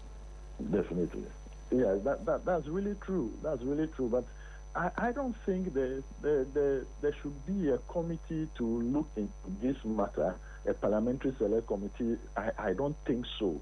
I think this is a cabinet issue. It's a decision from the government, and the majority leader, being a member of the cabinet, he has the first-hand information to speak to it. But I don't think there should be a committee to look into suggested names for renaming any facility in Ghana or in this country. Be that is me, I think the renaming or whatever it is should be branding the country, and probably that may fall within the purview of the Chieftaincy Culture Committee. But to suggest names of naming a facility, a national monument, after personalities or after any object, I don't think it's the preserve of any committee in Parliament. No. But it will that's rightly stated. It will come. It's coming as a bill, and so the expectation is that there will be referrals to another committee for it to be looked at. As of now, both of us speaking right now do not know which committee this referral will be made to. The Speaker will refer it to. Yes. But I want to believe, since it's a bill, it may go to either the Chieftaincy joined by the Constitutional and Legal Committee to look at it. I don't know. I'm not sure it will come to the Defense and Interior Committee or the Security and Intelligence Committee. I'm not too sure about that. At that stage, we having covered Parliament myself to a certain extent, we know there's memoranda and some others that come through. will there be a conversation in Parliament and a subsequent proposal for the change in name from possibly Accra International Airport when that is before the committee? Because we saw it in the private members' bill for the proper human sexual rights. The name was changed when it was before the committee, and those amendments were made. The fact is, any bill that comes to Parliament, we have the power to make amendments. We have the power in Parliament. The committees have power to make amendments. That is why we do clause by clause to say, because we don't just take any bill that comes to Parliament, hook, line, and sinker. It has to go through the system. And going through the system, so many amendments come up.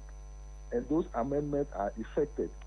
And then when they are effected, they come to the floor to be taken. So when the sponsors agree, and the duty is that we need to convince the sponsors of the bill that when we do it this way, or when we change the name, or when we give it this name, it will better reflect the opinion and the vision of the country, whatever it is. So definitely the Parliamentary Select Committee, any committee that this bill may be referred to, has the power to make amendment to the name. That also depends on the memorandum of understanding that is accompanying the bill to Parliament. But I don't think that it can never be done. It can be done. It can be done. Right, and so there will be a memoranda sent from the public and because the names that continue to come up. Memorandum from all stakeholders. So you there speaking now, you can also send memoranda that I think the name should be changed to this. When the time comes, we invite you to come and defend that memo that you sent. That is how it is. So definitely it is not going to be taken as a certificate of agency. I don't think so. So it will be gazetted. It will be in the gazette for everybody to see. So any change you feel is appropriate, you just make it and then bring it and take it up from there. The other thing that we're seeking to get a bit more from you on, based on your position, is the shake-up in the hierarchy of police management.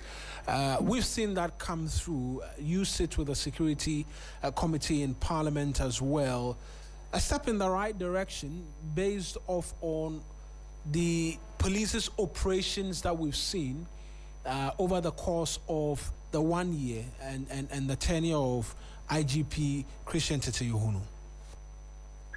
Yes, I think the IGP is bringing some kind of morale back into the service, the institution, because I've realized is rewarding hard work. That is what he's doing now.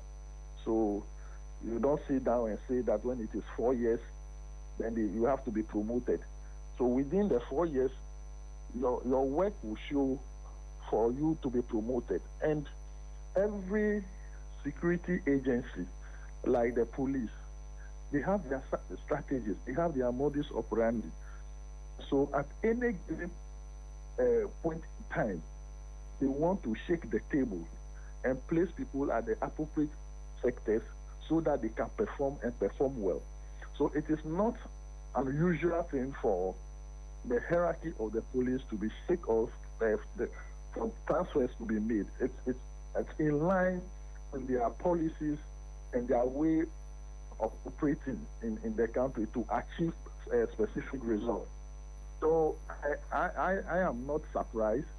It's even long overdue because ever since the IGP assumed office, I think this is the first or second shake-up that he is doing. And I can tell you that over about 2, 3, 4 months now, the police institution have upped their games, and then a lot of things are happening which we cannot discuss on air. A lot happening. We've been seeing a lot more in terms of the visibility, arrest, and other actions in line with this morale you talk about. Is that the expectation going forward as well? with this shake-up, the understanding that this could lead to even more of such courses of action by the police? Exactly the case, because you cannot put a square peg in a round hole. And so when I see, as a security person, when you see that this person will be better served at this particular position, you just shake the person. But before you move the person to that place, it means there's another vacancy somewhere. You need to bring somebody also there. That is how the whole shake-up is done. So going forward, I am very sure that the IGP has something under his sleeve and know what he's doing by repositioning all these commissioners to perform better, because he has told the committee that his ultimate goal is to do proper policing and also protect properties and lives in this country, so that when he leaves, his name will be there. And we are also monitoring as a committee, and we have given him our full support. So whatever he does at this point in time, in terms of probably repositioning the commissioners, etc., is to better serve the country. Right then, Honorable, we'll leave it here. I'm sure there'll be another forum for us to have extensive conversations on security matters in the country. Thank you, my brother. Thank you so much. Yeah. For the memorandum in terms of the name change, I'm getting indication that a lot of individuals are interested and will be bringing that, and so I'm sure you in Parliament will have a lot of. And even the MPs are also interested. We are also interested. So I'm not sure the committee that this particular bill will be referred to will be the only committee to work on it. You'll see more people attending from that committee to also propose their amendment, etc. Right then, thank you very much. That's Senator Snogby. So, Doc, we can call you Doc now, proper? No, you should have been calling me Doc since last year. Oh, my sincere apologies, Dr. Yes. So, you people came to cover my graduation well, fine. You know, it's not easy. 4 years. 4 years in the doing a PhD. It's not a honorary doctorate. It's the proper one. The proper one. Had my viva. Questions were asked, man. It was not easy.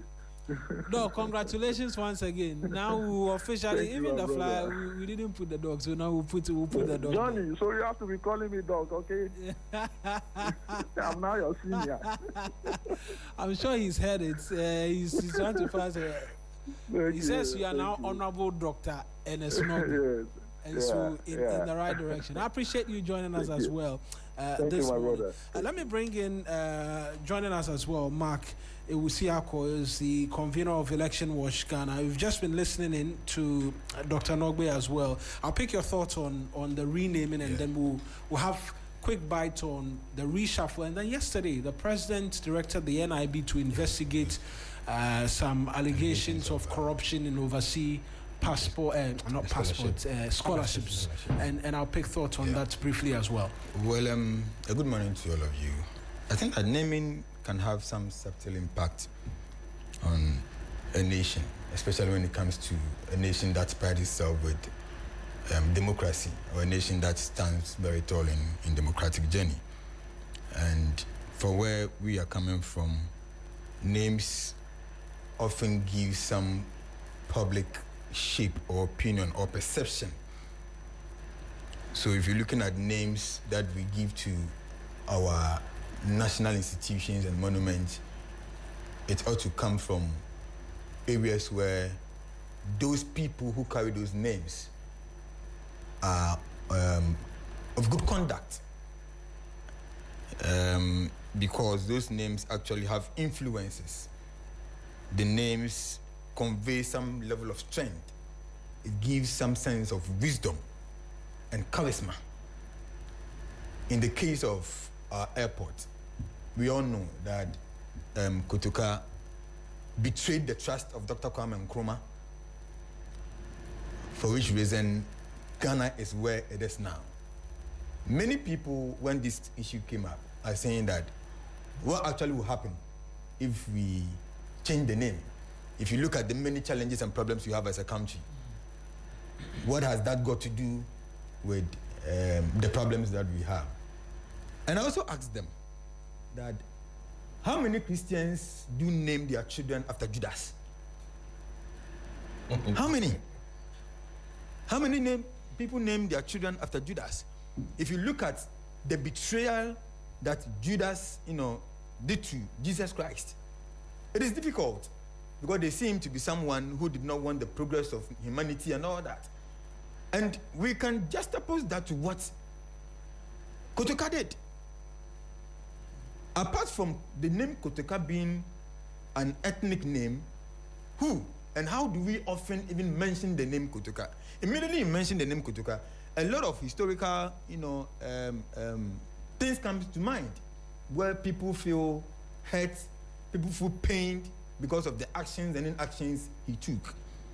Of course, at the time, many were of the view that the coup was to end Dr. Kwame Nkrumah's authoritarian rule. I wasn't there by then, but I sometimes would have to disagree. In an attempt to end that authoritarian rule of Dr. Kwame Nkrumah, we expected to have seen a lot of changes. And as we speak, those changes have not reflected in our daily lives. It has not reflected in our nation's development. And if we should look back and think that, okay, so if Dr. Kwame Nkrumah was allowed to continue to handle the helms of affairs of this country, we would have gone far than where we are. And so it is important that we are very careful the names we give to our national monuments and national institutions. The names must carry some sort of wisdom, it must carry some strength. But in this case and where we are, I think I support the name change. Of course, others are asking what name should we give to the international airport. Yes, it is in Accra. Just as you go to Wa, you see Wa International, Wa Airport. If you go to Volta, you see the whole airport. Yes, it could be Accra. Others are also saying that if it was Nkrumah who was betrayed, and the betrayer, that is Kotoka, was named after the airport, why don't we give it back, was honored. So it's about honoring a coup maker. We cannot continue to do this.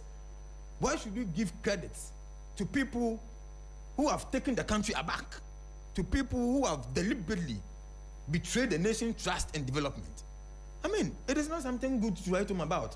So I will support the idea of the name changing, that indeed it's long overdue for us to change the name, right? And it is a must. It must be done now. I suppose you'll also be taking a memorandum to Parliament when the bill eventually goes. Oh, to, yes.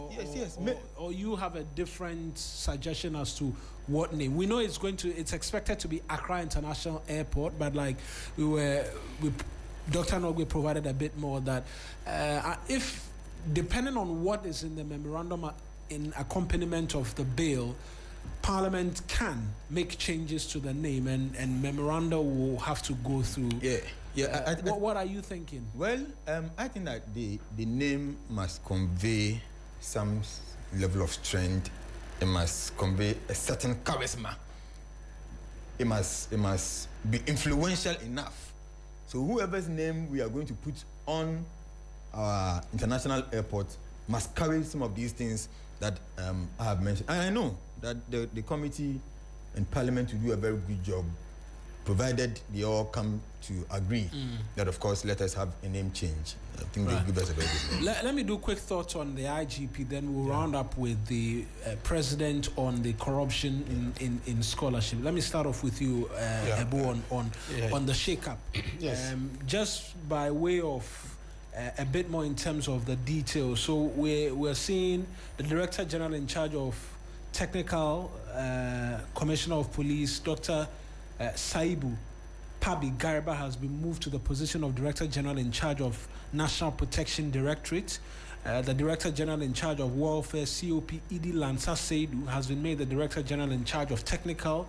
Also, Director General in charge of Operations, COP Dr. Vance Baba Garba, has been transferred to the position of Director General in charge of research and training, COP Emmanuel Tekuju, has been moved from Director General in charge of PPSB to the Director General in charge of operations, are some of the changes that we're seeing at the police hierarchy. Yes, quickly, but before even I come to, just quick one. You see, let's put issue in context. Kotoka, we are asking for the change of name, not because of the person or the name Kotoka per se, or the fact that he's from Volta region or he was a military officer. It's because of what he did. The coup. So the coup is the issue, not the person. The person. Or where he comes from. So that point has to be made. Now, the question is, why would an institution shake up its system? Of course, you don't just shake up. There has to be reasons or particular reason for the shake up. And so normally institutions will shake up because maybe they want to improve efficiency. They've run a system for a long time and they don't see it to be as efficient as they intended it. So now why don't you shake it up to ensure improved efficiency? It could be one reason. Sometimes the image of an institution may be so down, maybe they don't have public trust. So they would want to shake up the system to be able to win the trust of the public back. And so that could be a major reason for the shake-up. Maybe the system itself has detected some corruption-related activities in the system. And so they would want to shake up to curb corruption. It is something that is done. Sometimes there are certain things they need to respond to quickly. But those occupying certain positions they don't have what it takes. They don't have the wherewithal to be able to respond. So there will have to be changes to be able to do that. Maybe for the sake of accountability, some people will have to be removed for others to go and occupy to ensure that their books are checked or something like that. So shake-up is good. In fact, when the French were colonizing us, one of the policies they have through their policy of association was frequent transfer of the officers. Yes. And so of assimilation, was frequent transfer. And why did they do that? Because they believe that if one person stays at one place for a long time, the person becomes dangerous, either for the better or because if it's about issue of somebody handling money, don't let them stay for a long time. Because money has a way of influencing, turning good people to bad people. If the person has a way, is occupying a position there, he has to deal with people, maybe he's in charge of transfer, promotion, you don't let the person stay there for long. Right. So I believe that this IGP is also, whether we like it or not, he is on his way out. He's been given 2 years. He wants to leave a legacy. He had a short time. So 3 years, he will be IGP. And so he wants to leave a legacy so his name will be remembered. So I think it's in the right direction. I believe so far he's done so well. Right. Look at the way they handle the Christmas.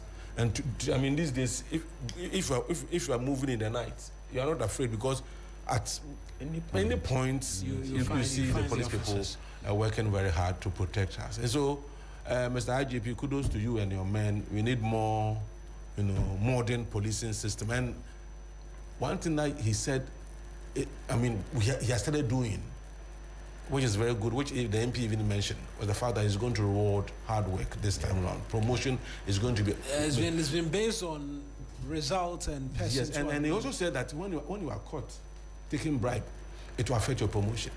Right. It's a way of also trying to curb corruption and bribery and all those things in the police. So it's a good thing. Prince, just quickly on that, and then I'll do Mark as well then. I know a few of the commanders, particularly the Garibus. Yes, because of the operations and other things. Yes. And I think they're fine people. I haven't heard anything adverse, and none of the people have been removed. It's just more or less allowing people to have other experiences. I know that as DCOPs, their next office as commissioners of police as in COP would then put them in pole position for the next IGP position. And I want to see this as just a routine opportunity being given to each of them to serve in multiple positions ahead of the next choice of IGP. So whoever becomes the next IGP is well-rounded and has a firm grasp, first-hand grasp of, the various sections of the police. I think that beyond that, I don't want to read into it. All right. Mark, just briefly, and then we talk about the president's directive to the NIB. Yes, so I think that it is very important to make certain changes in administration. We know that the IGP have some past experiences. He's been over 40 years in the Ghana Police Service. I remember before the 2016 elections, he himself and some other teams went around meeting political parties, discussing strategic ways to ensure that we prevent violence and violence-related activities during the elections. I wasn't surprised when Nana Addo appointed him as a deputy IGP, although many people were of the view that there is no need. His Excellency John Mahama also confirmed him and has given another extension. I think it's a good thing.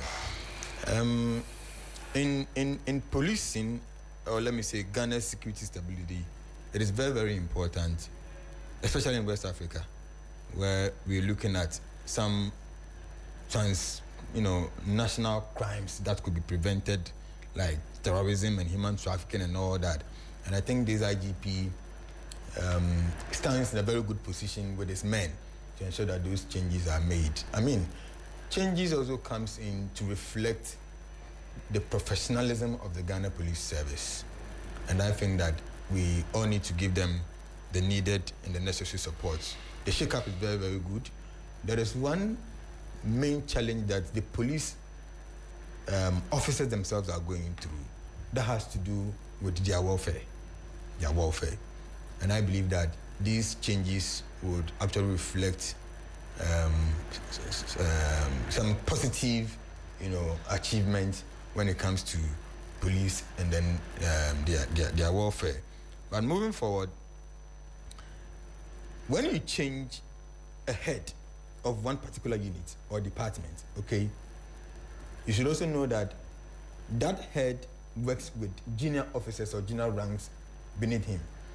And so if you continue to change those heads without necessarily making any impact or shaking up the junior ranks who will deliver results, you may be doing one thing or be doing the same thing but achieving different results which will not give you the needed, positive gains that you want. And so it shouldn't just rest on changing leadership or shaking leadership. The junior ranks must also see some sort of changes exactly. If not, it is these same guys at the junior rank level who will be there. And you keep changing the heads whilst the needed result you want is not felt. So I think they should go beyond that.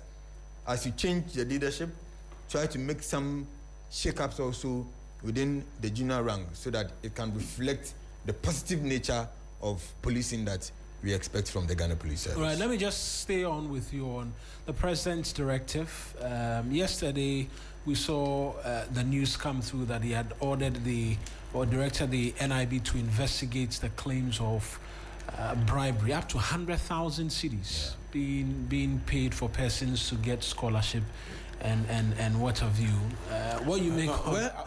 You know what? I will ask that you start with him. Do you know why? I was on the show with a young man when he was okay. So you were he was actually asked. I was the one interjecting. I was the one. And the host was I was the one who said national security should intervene. Yeah. Do you know what really happened? He's the young man. Why do you keep referring to him as a young man? Oh, he's a young man. Oh, an old man.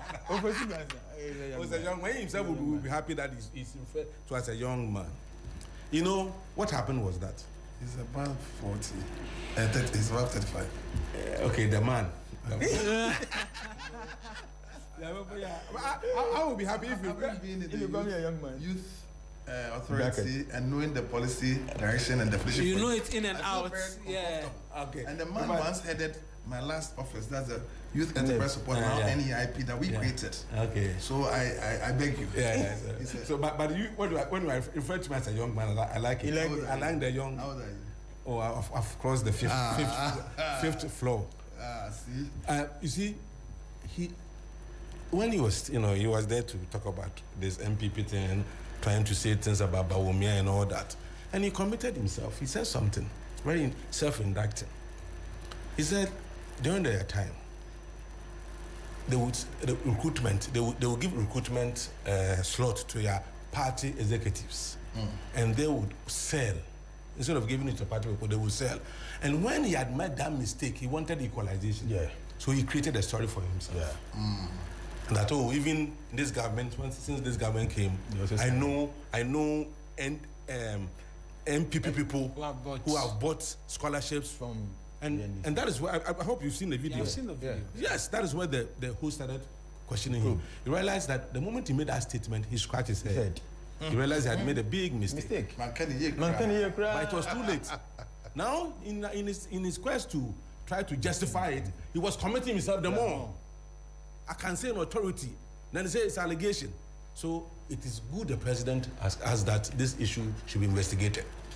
You see, if it is true, it will be good for the country. Yeah, absolutely. If it is not true, it will be good. It will be good for the NDC, because I believe what they intend to achieve is to create confusion. It's the moment your party members, so now even MPP people are benefiting from you. You are selling the thing instead of giving it to us. You are selling it to our opponent. That has been the style of my former political party. I remember in those days. They will create the impression that Maslock, the MPP people, they've not gotten anything. Those Maslock, I just received a loan of maybe 10,000 from Maslock. What your NDC person, you have not gotten anything. So they incited you against your party. And that has been the strategy. So when he said, I said, no, this cannot be. It should be investigated. If it is good, it will be good for the country. If it's not good, it will be good for the NDC government. Mark. Well, I think I also watched the video yesterday, and immediately he was probed, to give further particulars of the allegations he's giving. I saw him scratching his head. So then I said, no, this guy, I don't think he's looking that serious. But it is important to also request for an investigation into this matter. This is not to say that it doesn't happen. I mean, it happens. And will this continue to happen? I overheard the chairman for the NDC saying that we have to look at decentralizing job opportunities, including security, recruitment, so that everybody who merits it should be able to get the opportunity to go into those areas. But if it is happening that people trying to score political points will sit in the media, and make certain allegations pointing to the fact that maybe they want to tag the government with some sort of corruption allegations, I think it's not right. I know Asafo Adjei, very firm, so straightforward when it comes to what he does. But I pray the investigation does not just sit on this government, but it should go into the past. No, but because he committed himself by saying that they used to sell those kind of things. So it means that the investigation is going to go into the past. No, even where he worked. Even where he worked. They have to go there too. There are a lot of allegations there as well. Yeah, so for me, I think it's a good thing. I support the investigation so that it will create a certain image which is very positive for the country. I believe in consistency in government policy and actions, and for there to be predictability. And so, insofar as the President, His Excellency John Dramani Mahama, has already, within moments of hearing this, triggered an investigation, I think it's only consistent with his being, and I support him 100%. Remember the Tim Fojo so-called cocaine ambulance saga, and the actions that the President took. This is a marked departure from clearing your appointees, and so we can only salute the President, and the outcome should be made public, and I think that should be the thing to do. Before I conclude, though, permit me to, since Johnny has entered the studio, he's returned to Ghana, and I want to present something to him on behalf of Arise Ghana, urging the return of yet another Ghanaian. Another Ghanaian. Kid of nice. Yes. Show it to the camera. The camera, this one. Yeah. This camera? Wow.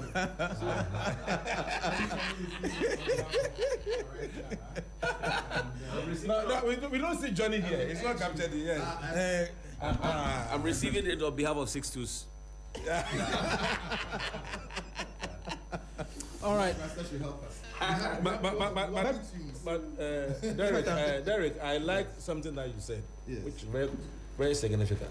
The speed with which the president responded, yes, or reacted to this issue, yes, it was very swift, and that is how we fight corruption. Yes.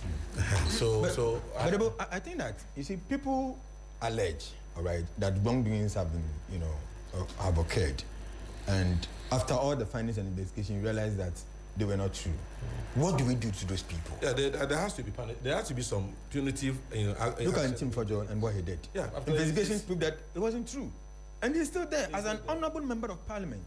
Yeah, you have a responsibility like every other citizen. Sure. We can recall our members of parliament. The fact that you've been elected does not mean that you retain your position if you're not a man of honor. You must be of sound mind at all times to be in parliament. And you must not have moral turpitude. There's some grounds for removal of MPs, and we should trigger them as soon as possible. In the case of Tim Fojo, I support you. Whenever you're ready, we'll join you. All right. Yeah. All right. Yeah, thank you. And this one too. We'll follow. It shouldn't end. It shouldn't end the investigation. Action should be taken. Gentlemen, thank you very much indeed for your time. We're grateful this morning. Let's now get into some birthdays.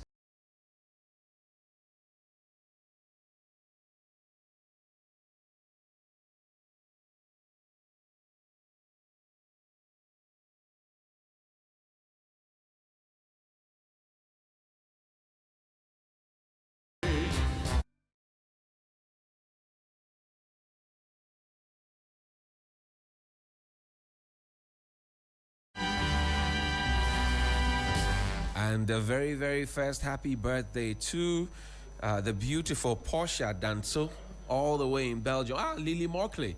Let me begin with Lily Morkley. Lily Morkley is a top sales executive here at Media General, and today is her birthday. She's going to have a very breastful birthday.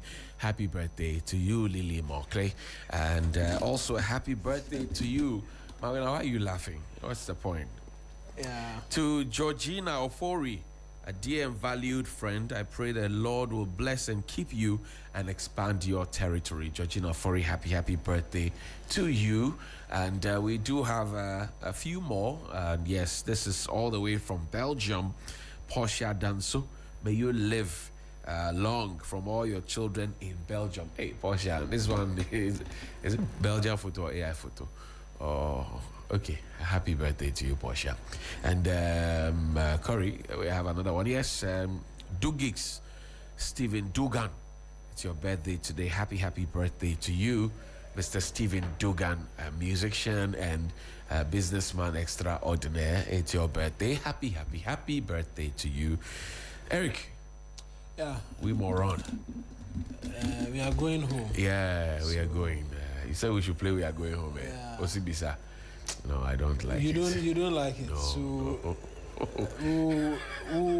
should we allow him give us one? Then we'll wrap up. No, now I feel like a Superman. Of course, yeah, we're back again. We'll be watching Parliament closely, and we'll share the details as we find we'll with have you. The Afenyo conversation. Yes, Afenyo conversation. Is it going before the Privileges Committee? Is it going before the Privileges Committee? He is supposed to, actually. He was referred to the Privileges Committee for... Regarding the ECOWAS GAF? Yes. And ECOWAS so, Parliament GAF. Very seriously. Mm-hmm. But they were on recess then. Right. And so it will be nice to know if that's going to happen. We'll wait. We'll see what happens. Okay, we will wait. I see Ogbodu doing some work at the Africa Prosperity Dialogue. Yeah. Africa must prosper. Inyonam Haliga is here with the news updates, and Inyonam is wearing blue. You know Inyonam's sister sews, right? So usually when they sew, ready made by who? Ready made. By who? What's the name of the designer? Ready made. Or is Kanta? I'm just asking. So tell us. I'm giving you options. We'll see you tomorrow.